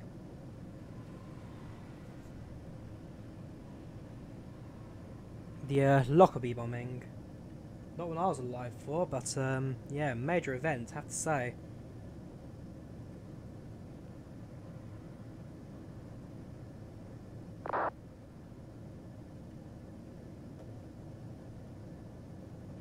Opera? Who uses Opera outside of the iPhone? Like, seriously? No. Firefox is my go-to. Chrome is a backup. And Edge or Internet Explorer are just like there for testing and whatnot. But Opera, no. Definitely no. It's like having Netscape Navigator installed on your desktop. If you don't know what Netscape is, it was the original internet browser from when the internet was first really a thing back in 1996. And then Internet Explorer followed it 3 years later. But yeah, Netscape Navigator, the original internet browser.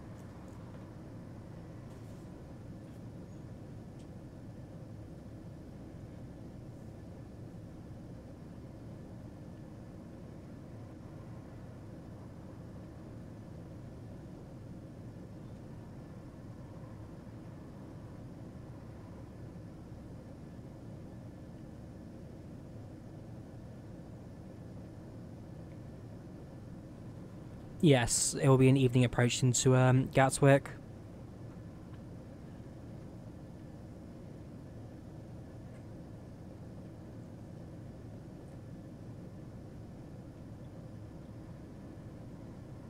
And that, my friend, is why Chrome eats your RAM. Too many extensions equals too much flag, as it has to try and process it or run it in the background, which is just not worth it. Firefox have a couple extensions, but not many.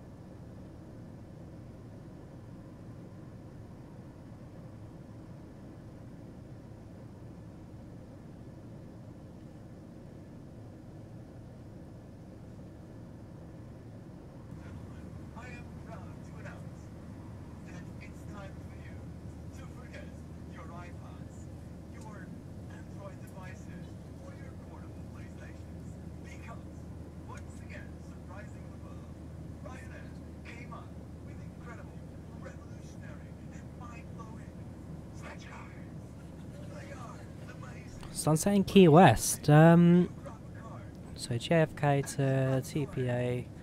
I'll note down of it. I'll look into it, Steve. Maybe I'll try and do that flight at some point in the future as well.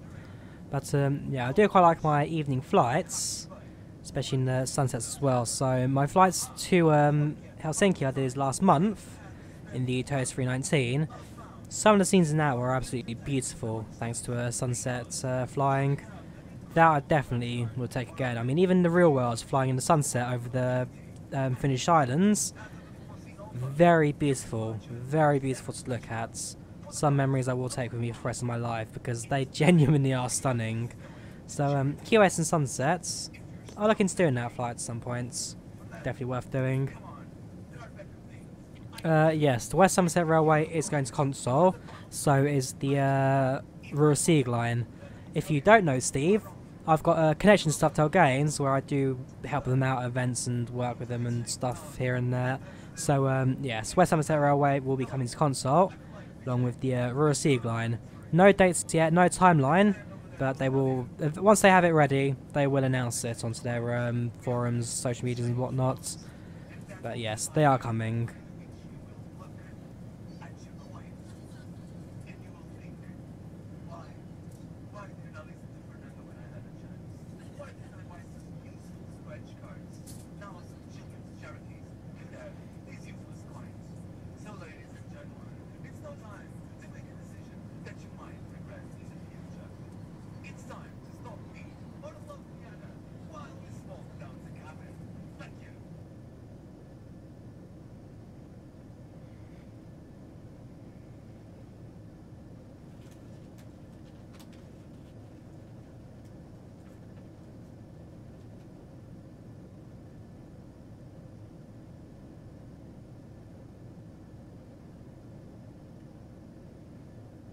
Ah, so you're Cuban. Okay, so you're born in Cuba, grew up in New York, and now living in Tampa area. Okay.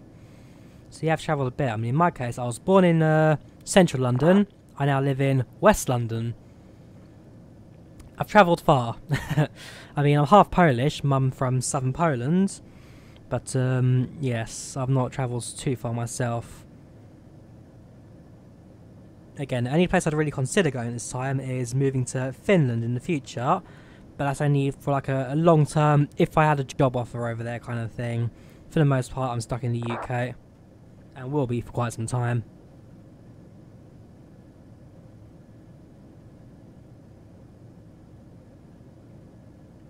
Yeah, I don't own a console, so I don't have TSLW on console, only on Steam. PC Master Race for me, I do not own a console. Other than the original Xbox, of course, and a Nintendo 3DS, but both of those I've not used in a fair while now.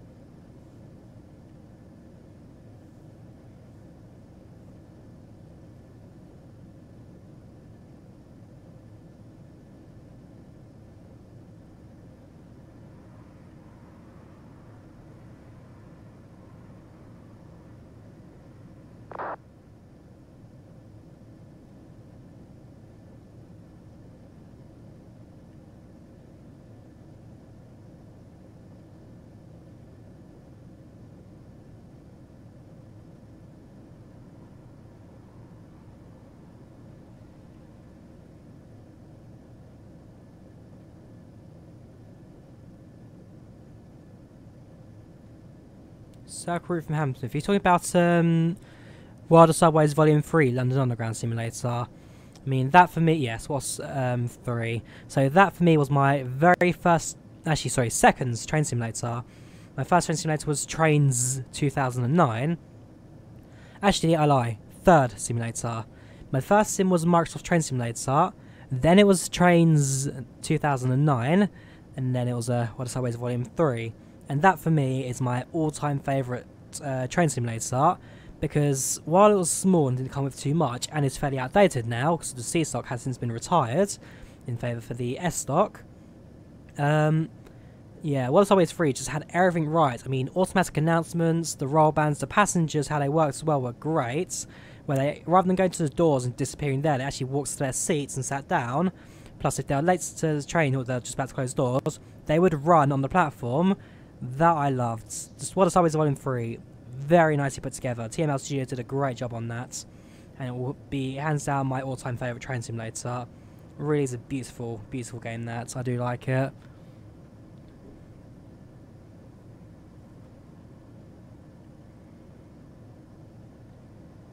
I do need to live stream it as well at some point soon. I mean, I promised that I would actually do like the whole length of it. So starting in Hammersmith, ending up in Edgware Road. And then that was going to be done like depending on which routes get voted the most in my series, which I did about a year ago now. So yes, I did promise I'd do a live stream on it. Will that be tomorrow's stream, Water Subways Volume 3?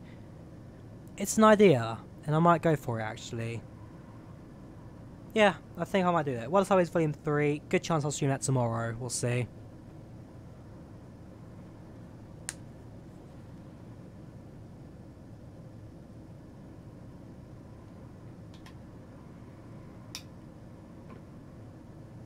Yes, the setup in that game is beautiful. You literally do it from like everything turned off.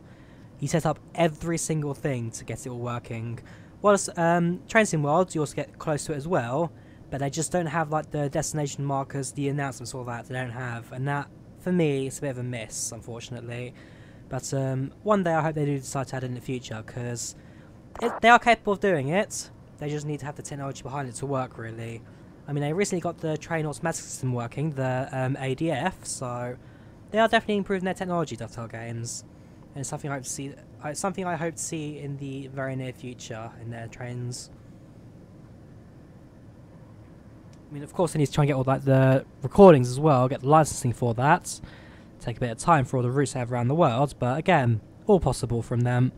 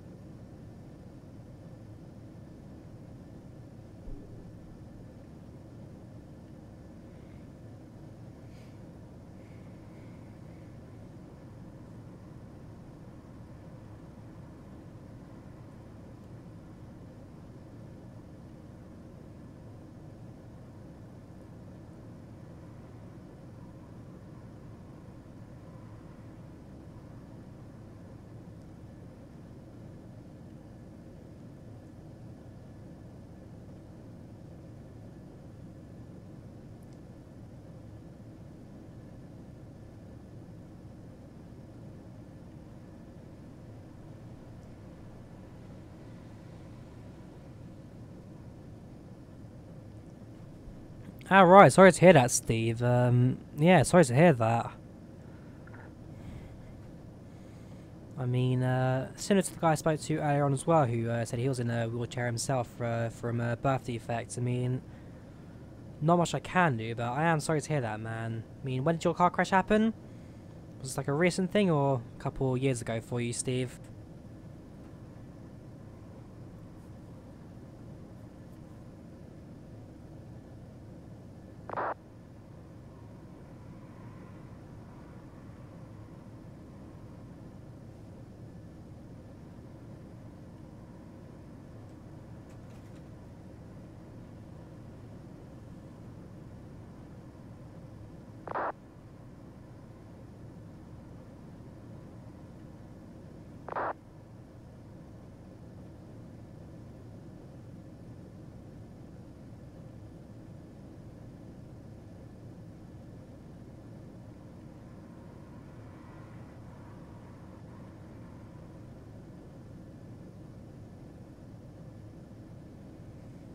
Back in April, okay, so, yeah, slightly recent that one.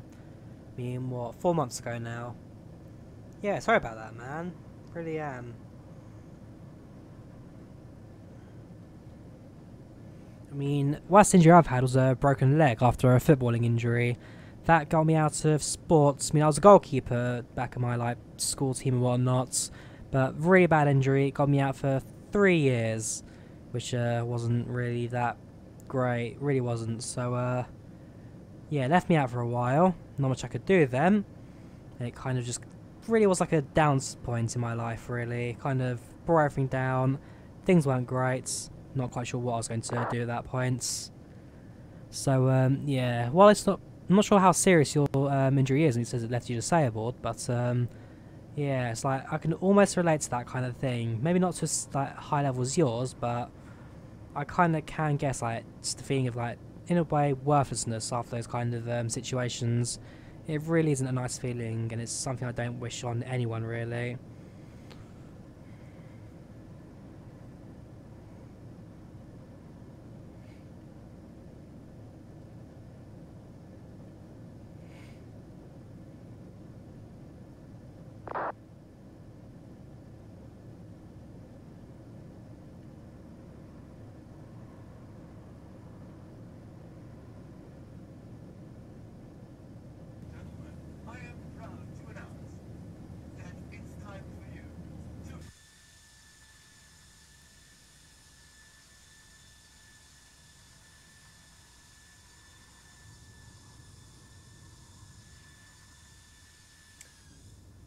Oh, of course, because I own the Germany North add-on for FSX.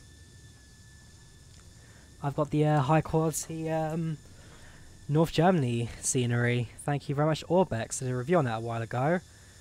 I actually recognise this bit because I actually got some screenshots from my article on this very location, this little sandbank here. Knew it looks familiar. I mean, those islands are very nicely detailed for what they are. And then, yeah, that's Orbex Germany North, review I did a while ago.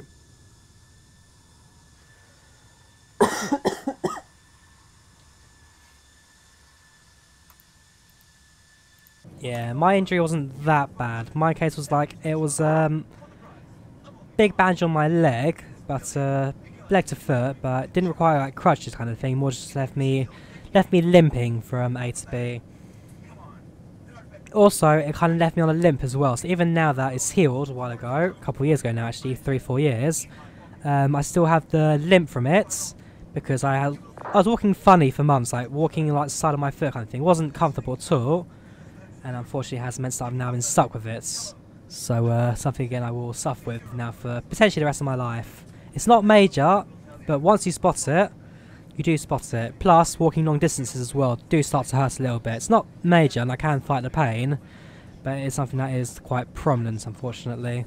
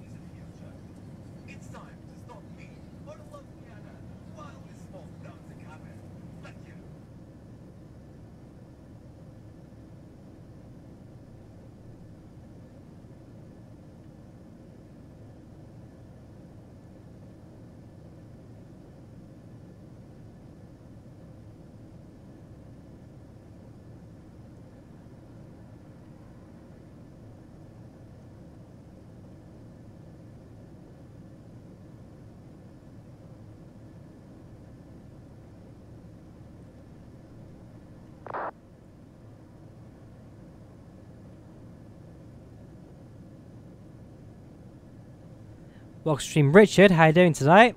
How are you doing today?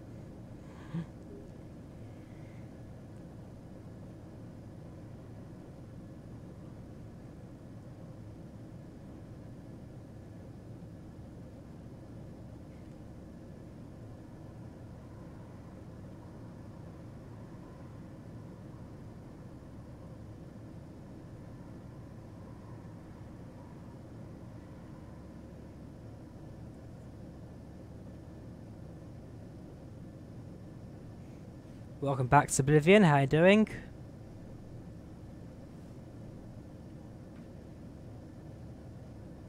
Oh yeah, where'd you fly to? –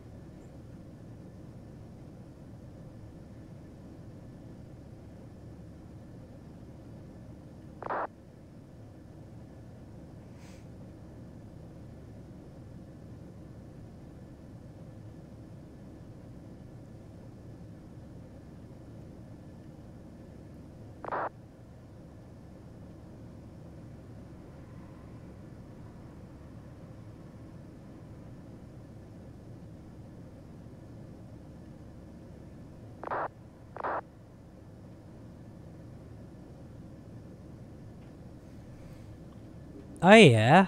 Congrats, Steve. I guess. Congrats. February, early March. Yeah, nice one. Sure, talk to you later. Heathrow to Manchester, 1396, British Airways, Speedbirds, Aerosol 390. Okay, so a bit of a short hop that one, but yeah, nice one, Richard. How long did the flight go? About an hour, I'd say. 45 minutes. Yeah, congrats, Steve. Best of luck with the child.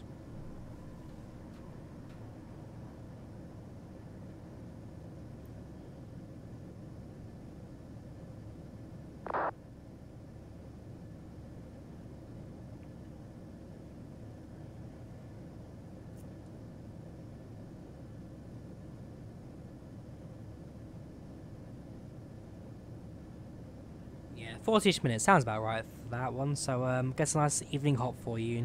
Something quiet to end the week on. And like I said, tomorrow possibly stream some more of the subways. We'll see if I can get time for that. If I have time for it, then it'll be a definite thing to do.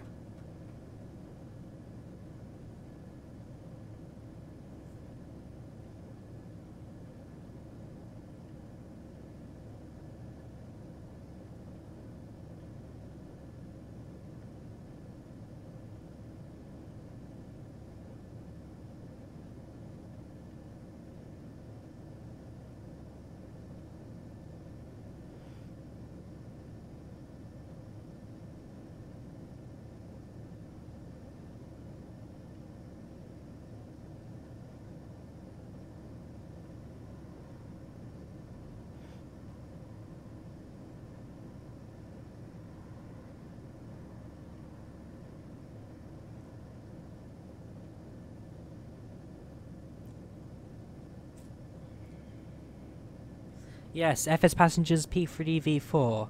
It's something that I believe the guy is working on, but again, I forget his name. I do apologise to him. He is a quite a nice guy, I will say, but yeah, it's one where he's not so active anymore in development, so it may take a little while for it to come, but yeah, it's something that is a little bit behind. I mean, P3DV4 is not something I'm personally going to move on to ever, really. I'm quite happy with FSX as it is. I just don't have the financial backing to rebuy all of the add-ons I own. So I'll be stuck with FSX for basically an eternity until I eventually do a complete move to X-Plane. But yeah, P3DV4 for FS Passengers. I mean, the only reason I'm still using FSX is because of FS Passengers. No one can replace this add-on. It really is the best thing ever built. I mean, I know TFDI Design are currently making a new passenger add-on, PackX, but even then, I'm not sure how long that will take to release, and if it even is half as good as FS Passengers, because FSP is beautiful. I love it. Best add-on ever, and it's something that is very underrated by the FSX community.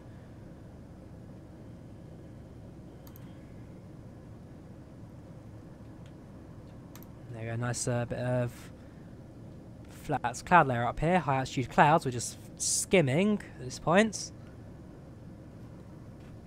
I don't like going to external views, but for this one occasion, I think it may be worth it.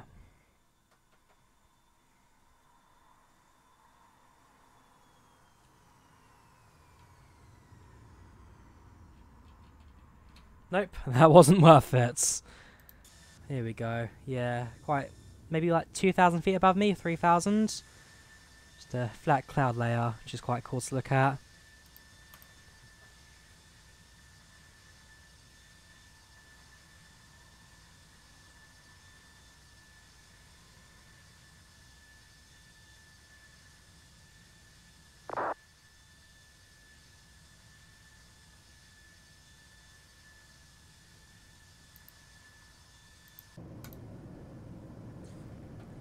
Well, I will say, FSX still appears to be running quite smoothly. No out-of-memory errors just yet for me to cry over. The ground scenery seems to be capable of loading as well still, as we are soon to leave the Netherlands and fly the English Channel to the UK.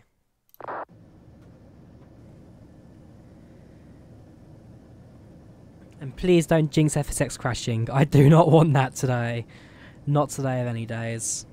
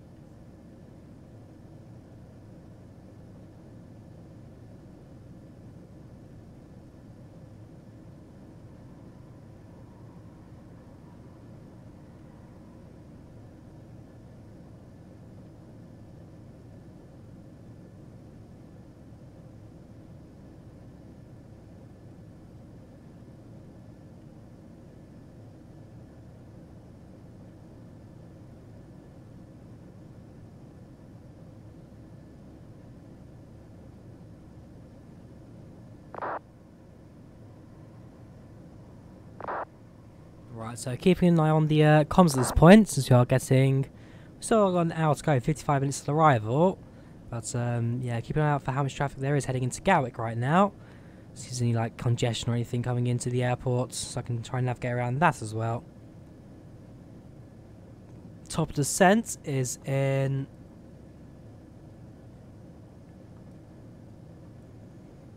about 80 nautical miles. So still a fair while to go if we start descending as well.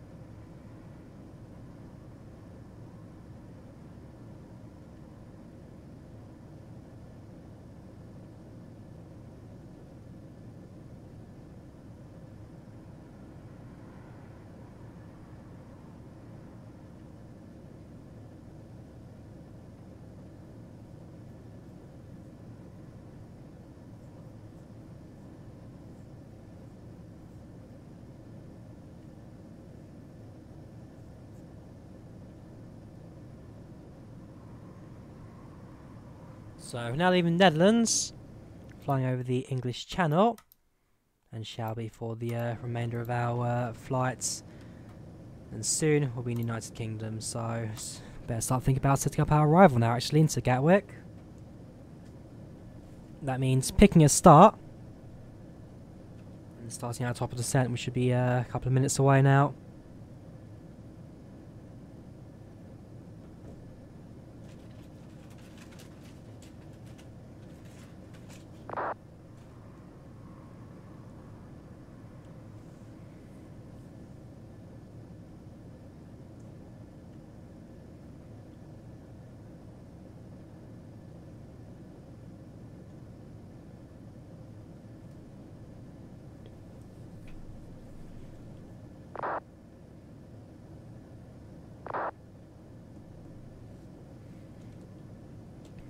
Right, so let's find an approach for this flight today.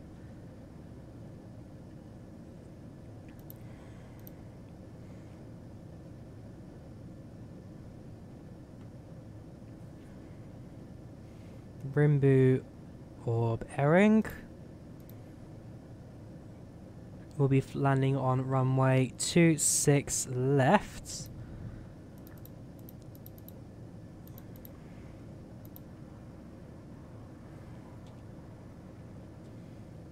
And we will need to plan our approach. Let's go in steps. In fact, how would that work? Stick you there, execute. I mean, that does do it, I guess. arrival. Any other stars? I don't think there really are any for me. Rimbu, Odd Rob.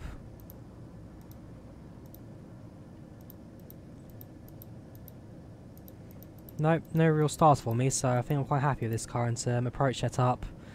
That will set itself up, and we will start to descend very shortly. There you go, 20 nautical miles, less than that now till top of descent.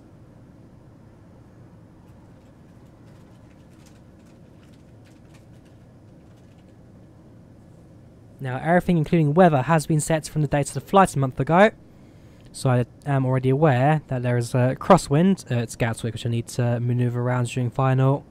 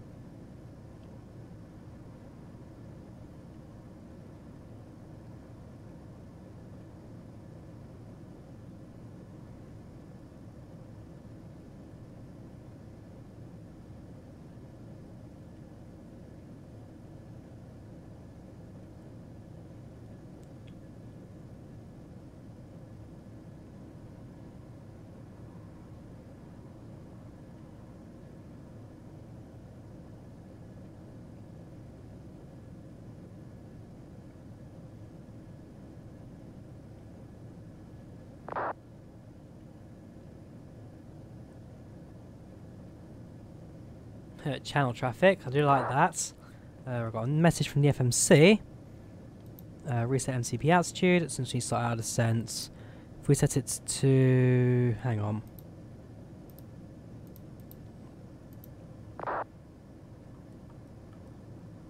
Yeah, that's fine. If we set that to 2000...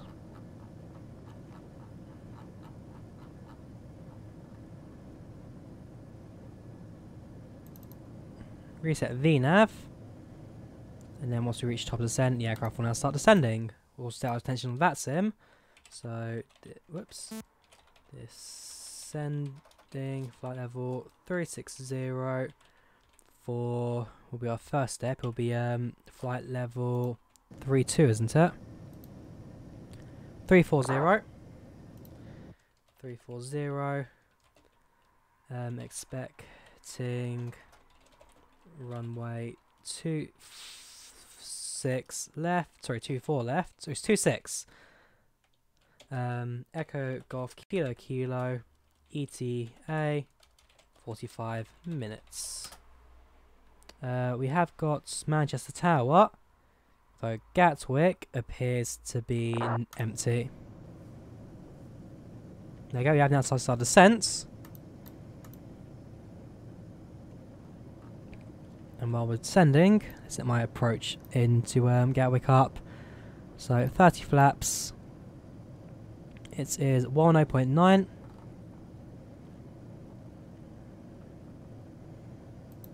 .9.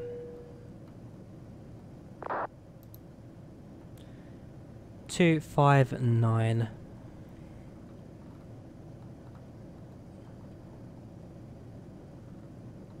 No.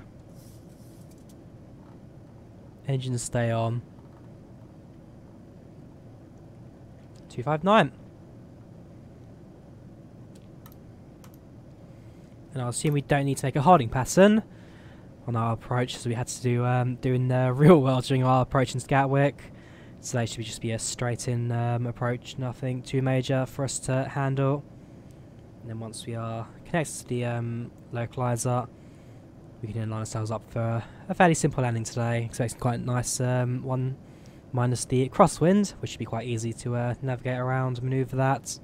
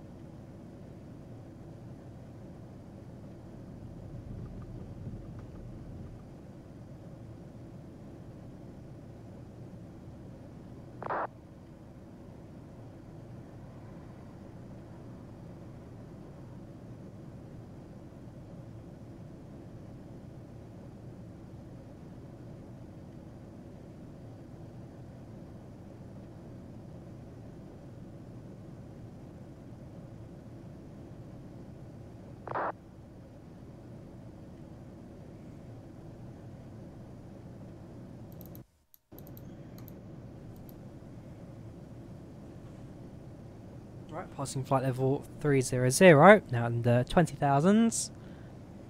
And the coast of the United Kingdom should soon be visible to us in the straight up ahead. Winds have changed sides now, they're at 186 degrees. 34 knots. That will have a calm down as we do continue our descent. Welcome to the stream, Ethan. How are you doing today? Welcome to the stream.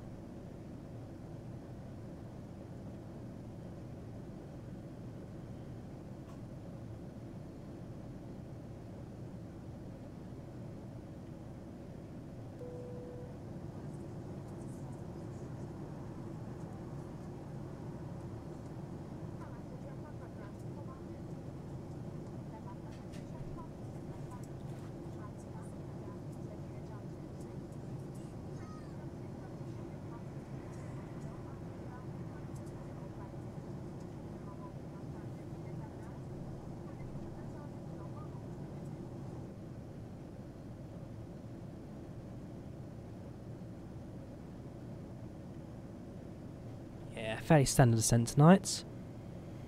And so should be straight into Gatwick, ETA 43 minutes, although I think we are actually slightly early at this time. So that should be quite good for us as well. Nice and early for our approach. Don't think it'll take 40 minutes. I mean, you're 3-hour flights from gates to gates. Plus we've got time in the air, so take a bit of that as well. Maybe about 20 minutes to landing, 20-25 minutes.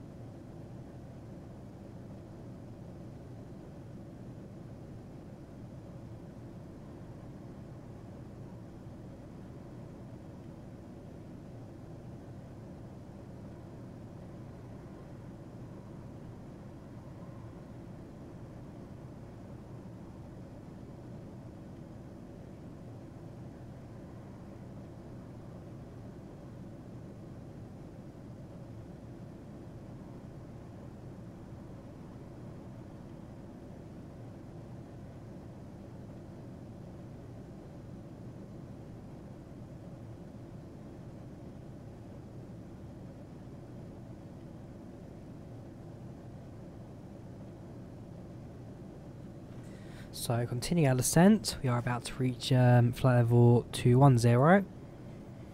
About to enter the 10,000s out of 20,000s. So we're almost halfway through our descent at this time. Quite a high speed descent actually for this one, but what's FMC No idea. Yeah, FMC2 should bring it up here. Descent should be quite fine. Have a look. 200 for next waypoints. 2168. 2000. Okay, so yeah, a bit of a steeper descent, I guess, but this aircraft can quite easily manage that. We'll get us into a landing shortly into Gatwick Airport. Com's quite quiet, so I'm guessing there's not much traffic in the area, which means I can get us just straight in, simple approach, no traffic, no problems, no worries for me, just straight in.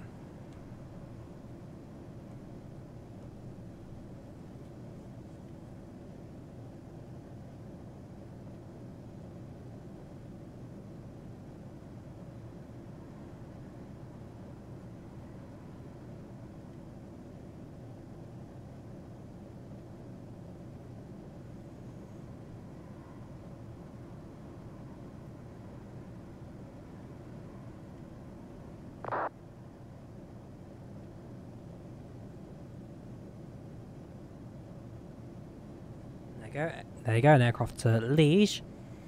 Not anywhere near where I am right now, so nothing to worry about. Past 190. Also, you get the message passing through transition altitude. Though is not the case. Not in the European Union at least. Only in the US is 18,000. Everywhere else, it's its own set altitudes around 3,000–4,000 feet.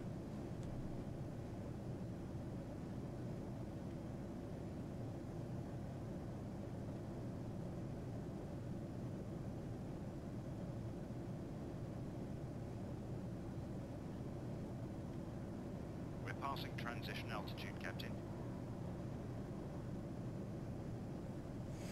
The one problem is the call out for transition altitude is also linked to the call out for the V numbers as well on FS passengers. So as much as I'd like to turn off the transition altitude, it's something unfortunately you have to keep. Although you can adjust transition altitude on the FS passenger settings. Now that it's set to a correct altitude, and that is something I am definitely thinking about doing soon. Right, so everything's still loading. Looks like it. Yep, the UK is visible to us. And of course, VFR scenery all the way to approach and landing, which is always good.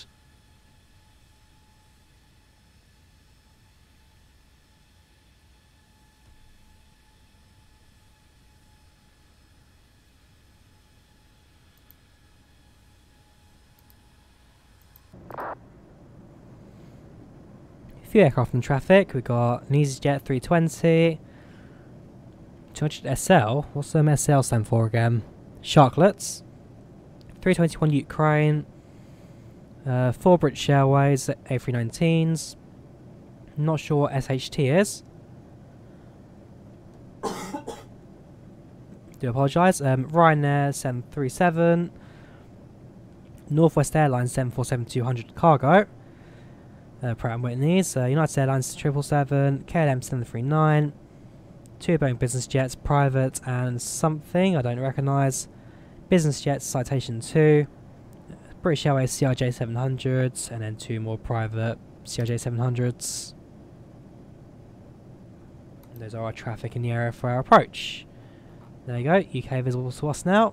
That is Shore, no not Shoreham, Shoreham's on the south coast. Just one nearer Margate. I don't remember. That's the British Airways A380 testing airport. When they bought that a couple of years ago.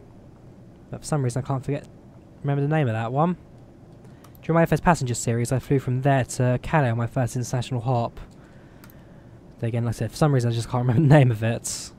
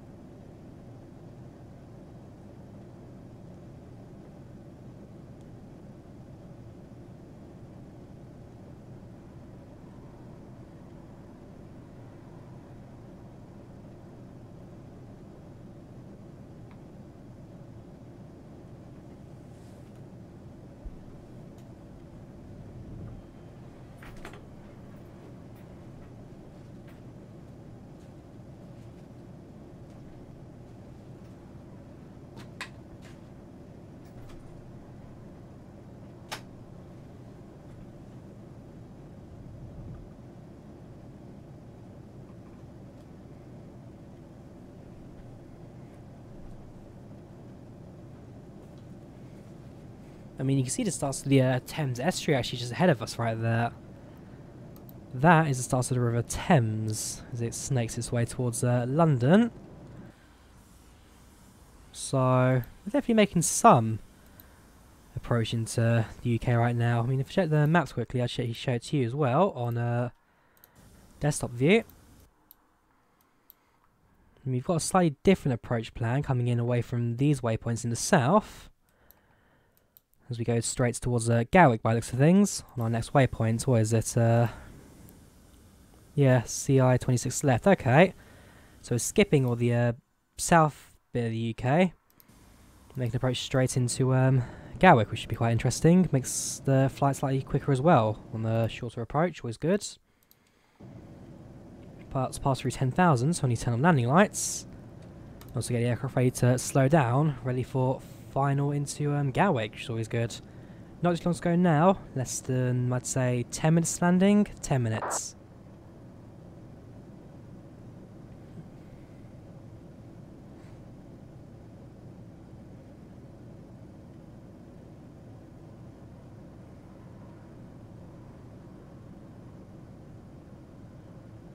There you go, aircraft now slowing down below 250 knots. And then we'll start setting up the flaps as well for landing.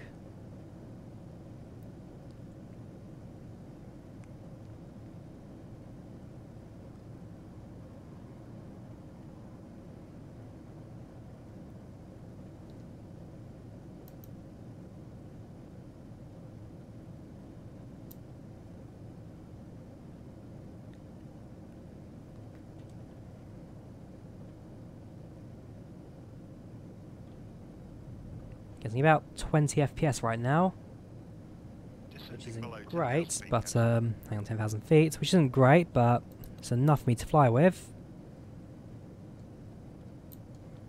Logstream Darren, how you doing today? We start up the AP unit there on final for the extra backup power, plus set it when we're on the ground.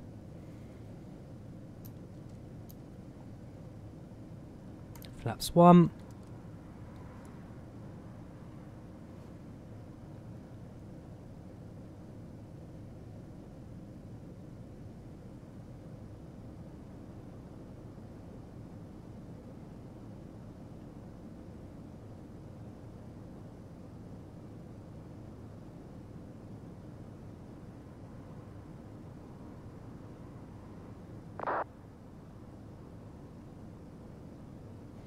Again, keeping an eye out for the comms right now on Unicom. No one seems to be hinting at Gatwick, so at this time it looks like it's just me on my own, which is always good. You can just get a smoother approach in without any hassle with traffic. Basically the way I prefer it. Especially when there's no voice comms at the moment. Warning, drag required, roger that. Spoilers armed. Slow the aircraft down a bit.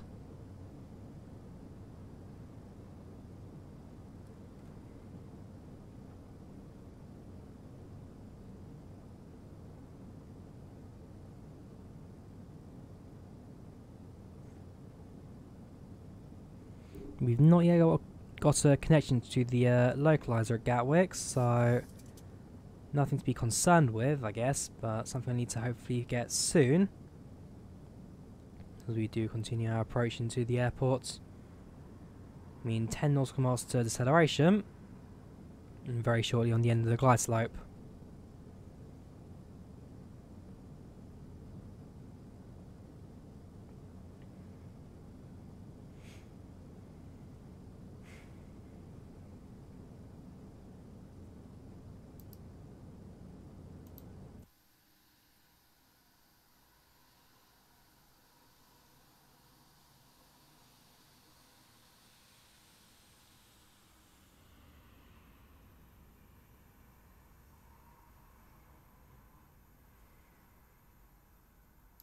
Very nice, we continue our descent.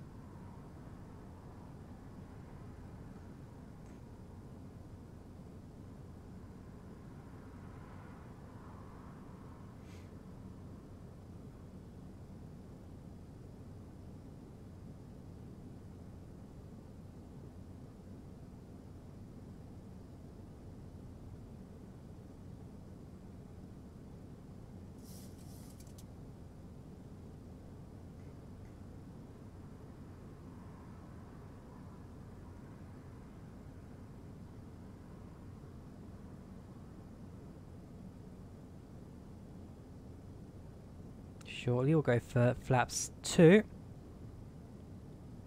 And then once the airport at least is on site, on the PFD there. Wow, I'm not speaking well tonight. Once the airport is on site on the PFD there, at 20 nautical miles ahead of us, I can then go for a proper landing config.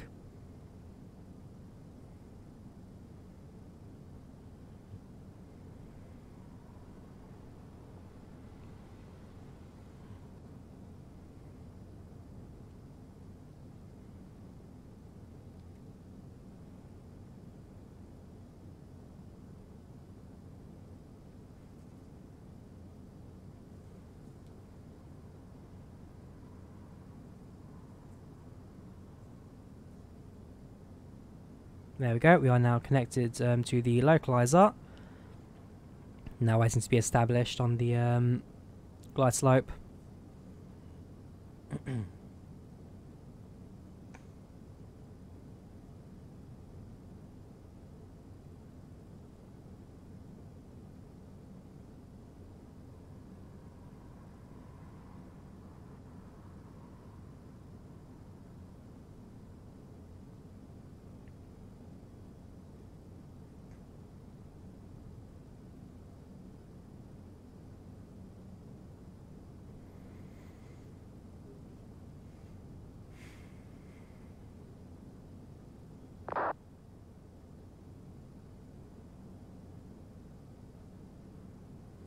Make sure my altimeter is set for landing as well. Altimeter at Gatwick is 1014. Set up now.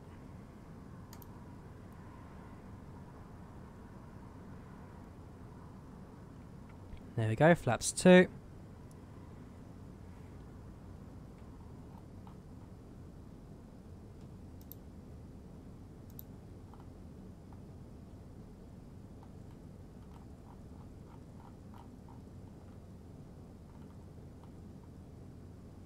Going to make a heading 245 quickly.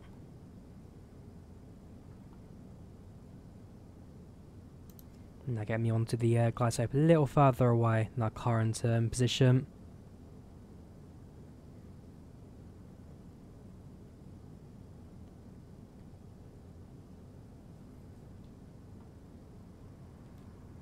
Otherwise, landing is now no more than 5 minutes away. Cabin crew now ready for landing. Passengers all sat down. Seatbelts on. Winds are 233 at 8 knots, 234 at 8 knots. So slightly breezy, but nothing too major. No gusting or anything. It's quite still on that. There is traffic to my left.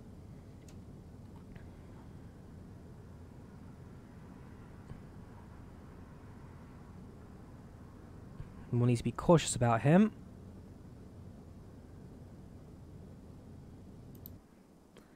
Echo Golf Kilo Kilo traffic. We are on final. Just say we're on final now, a little bit early, but just to alert the other pilot that we're coming in close. Runway 26 left. That should do.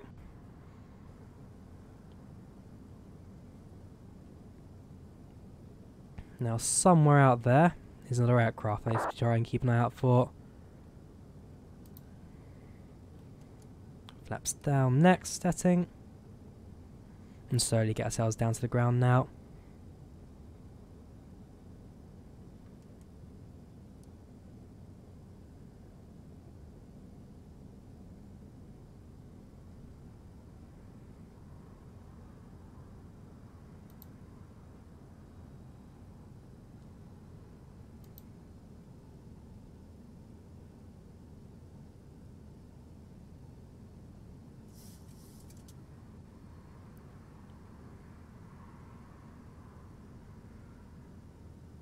Welcome back, Steve. How you doing? We are now on final at Gatwick Airport.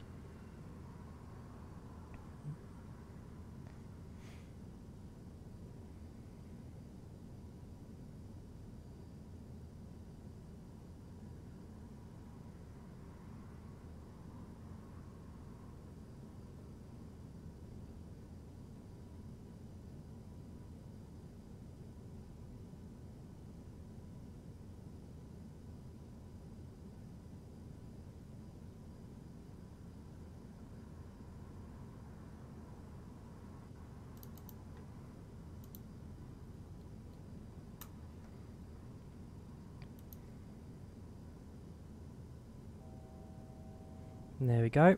Warning step now coming up to 2,000 feet. Very shortly we'll now load landing gear. Airport's not yet in sight. That'll be very soon.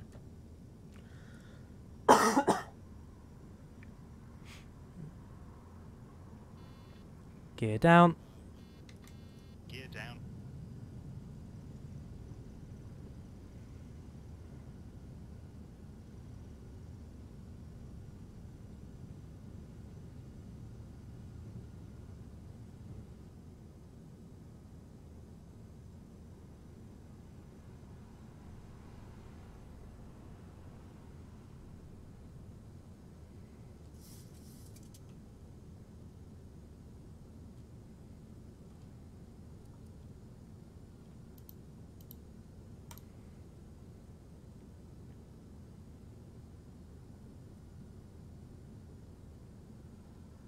Right, airport is 10 nautical miles just ahead of us now.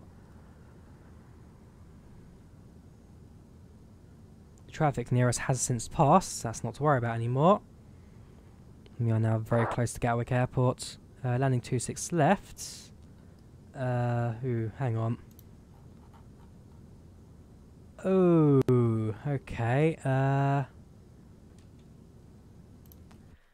Bit late.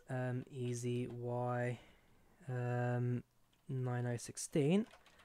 How long are you to landing? My ETA is 5 minutes. If I need to slow down, I can do. ILS, we will be doing we'll be on the glide slope, but I will be doing a manual landing for today. I mean, the EasyJet is ahead of me, so he will be landing first. 2 nautical miles. Okay. Roger that. I shall slow down to give you time to vacate. Right, I now need to slow down on myself, so flaps down.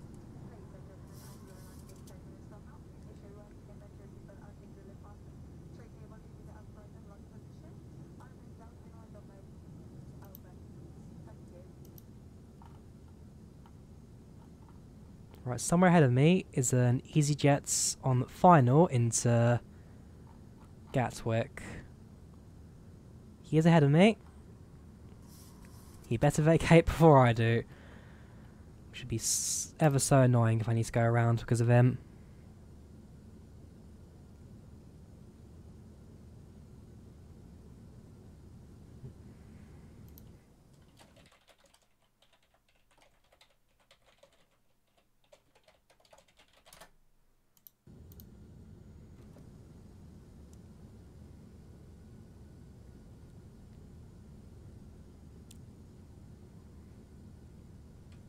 So now that she just waits for him to vacate, before I can make landing myself, I'm going as slow as I possibly can at this point. I have no visual of him, but he is about to touch down, so nothing to worry about there. Ah, there he is. I'm going to Gatwick Airport. I can see the A320 ahead of me, EasyJet.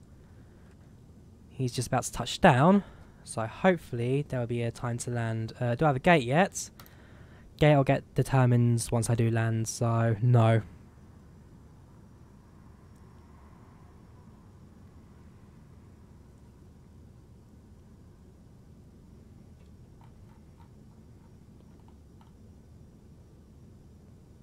Right, it looks like he will vacate before I land, so that is always a good sign. Which means I will now be committed to landing. 1000.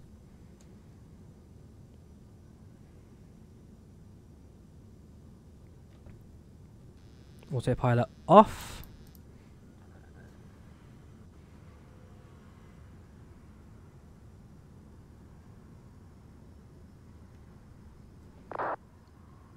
Clear runway 26 left. Thank you very much.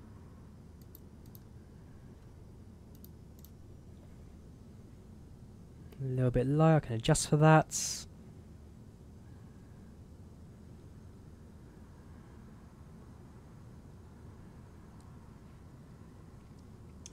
Yeah, runway lights there.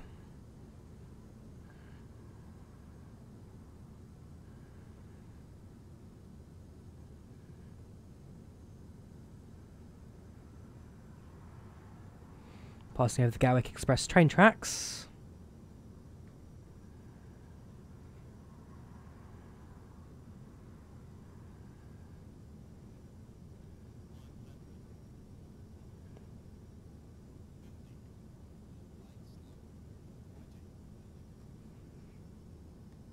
A little bit floaty.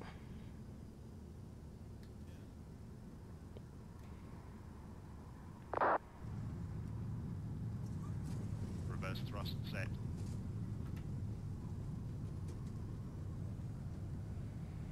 Reverse thrust. 80 knots. 60 knots. Reverse thrust cut. And we now exit the runway at the next available points. 115 feet per minute landing, not too bad. The rest of the report didn't come because of FS passengers booting in. But for the most part, a landing I'm happy with. I'm not sure why the takeoff config warning alarm sounded, but that's fine. Vacate the runway. Let's taxi to gates. The EasyJet textures aren't loading in, so it means I am close to running out of memory on the simulator. We have landed just on time.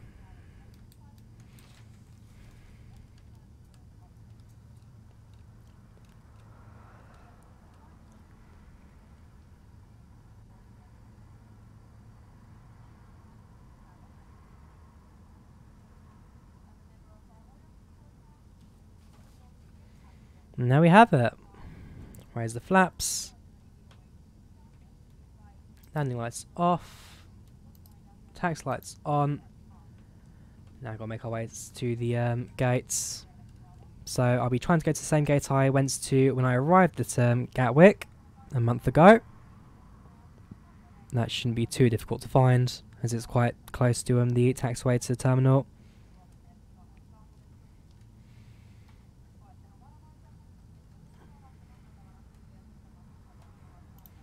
Echo Golf Kilo Kilo, clear of runway 26 left.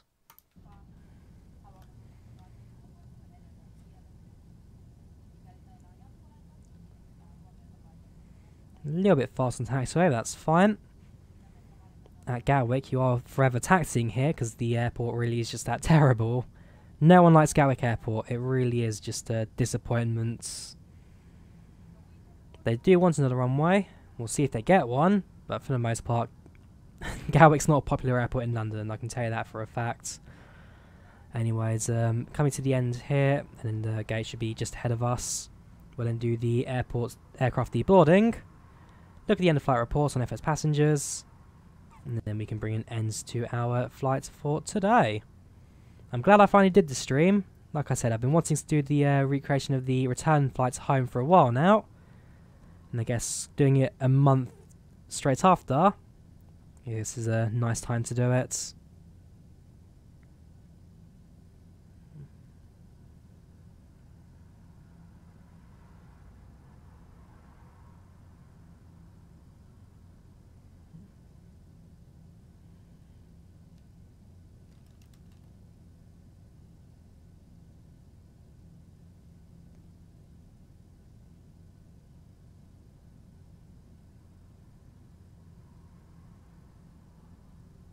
Alright, so continue our taxi straight. I mean, he's EasyJet, so he will be going to a similar space to me when he does go to gates, but for the most part I should be alright.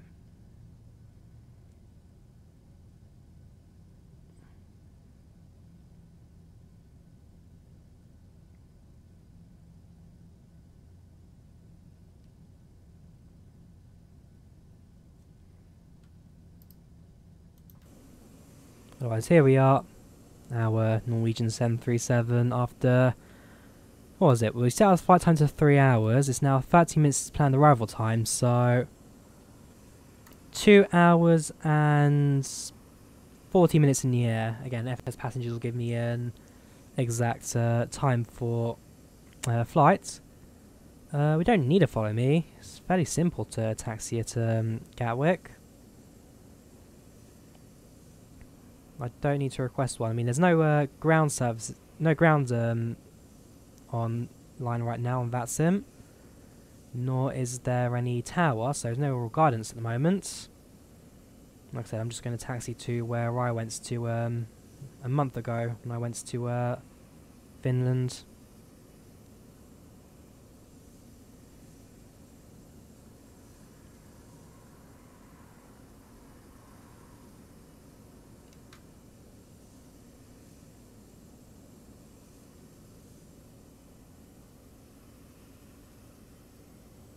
Alright, so I'm going to hold position here now while he parks, or at least enters gate. So idle throttle, and lets him enter.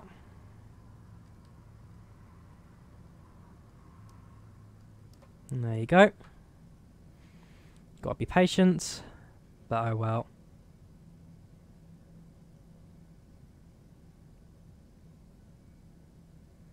And then once he's in gate, I can then slowly push my way past him and head to the gate, which is literally just right ahead of us. Not the fanciest place in the world, but it's where we ended up on our flights a month ago. So must remember I've got FS passengers, and therefore crash mode is turned on. So the last thing I want right now is a collision with anything. As in short, crashing would mean the entire 3-hour flight was a bit of a waste. Something sadly I have done in the past with the virtual Ryanair flights into Alicante, because the scenery I had for it was a pathetic mess, in short.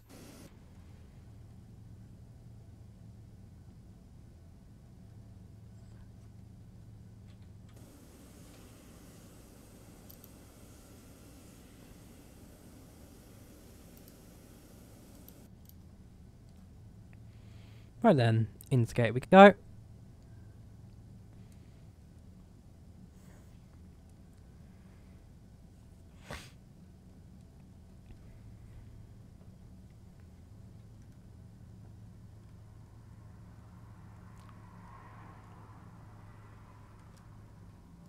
Parking brake set. Engine cut off. Power on the APU. Tax lights off. Strobe lights and collision lights turned off. Packs turn off. And make sure everything is now configured to the turnaround setting if I ever want to do another flight in this. So yeah, that is that. Request deboarding. It'll be British Airways, EasyJet, Virgin Atlantic. Neither of those. Close will get is British Airways, so I'll set that up.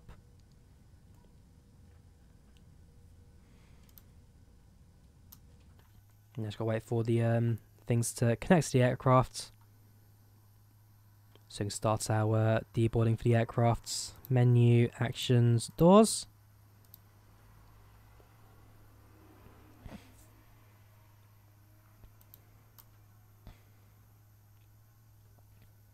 And there we go. The stairs are extending to the aircraft. And shortly the baggage will be able to unload as well.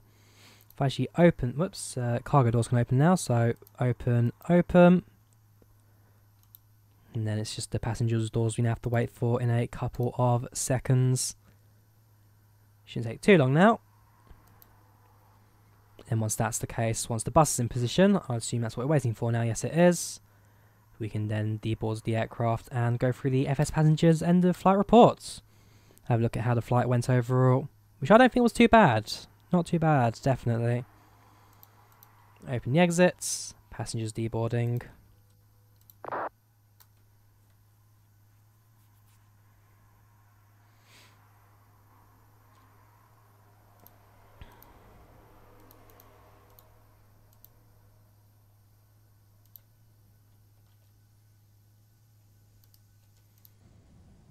Now I can turn off the APU, having connected the ground power.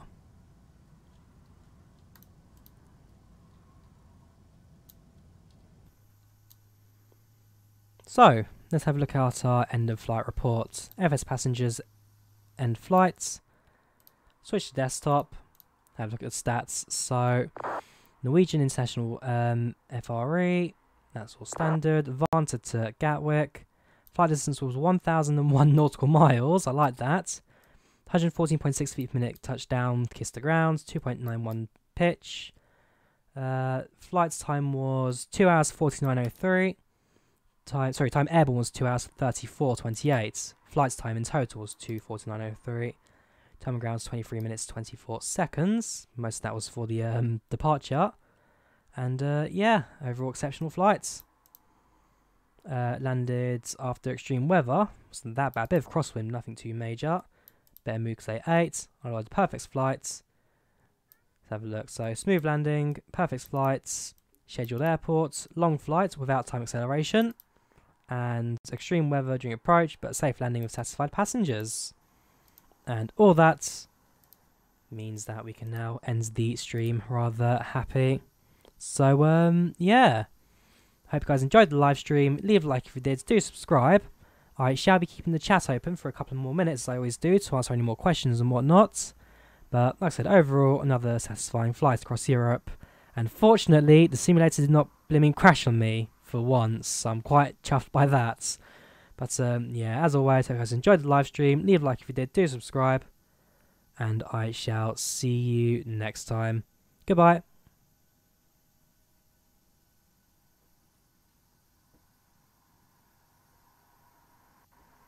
Kitos Somi, Kitos Namakem. No, Namaki. How is it even pronounced?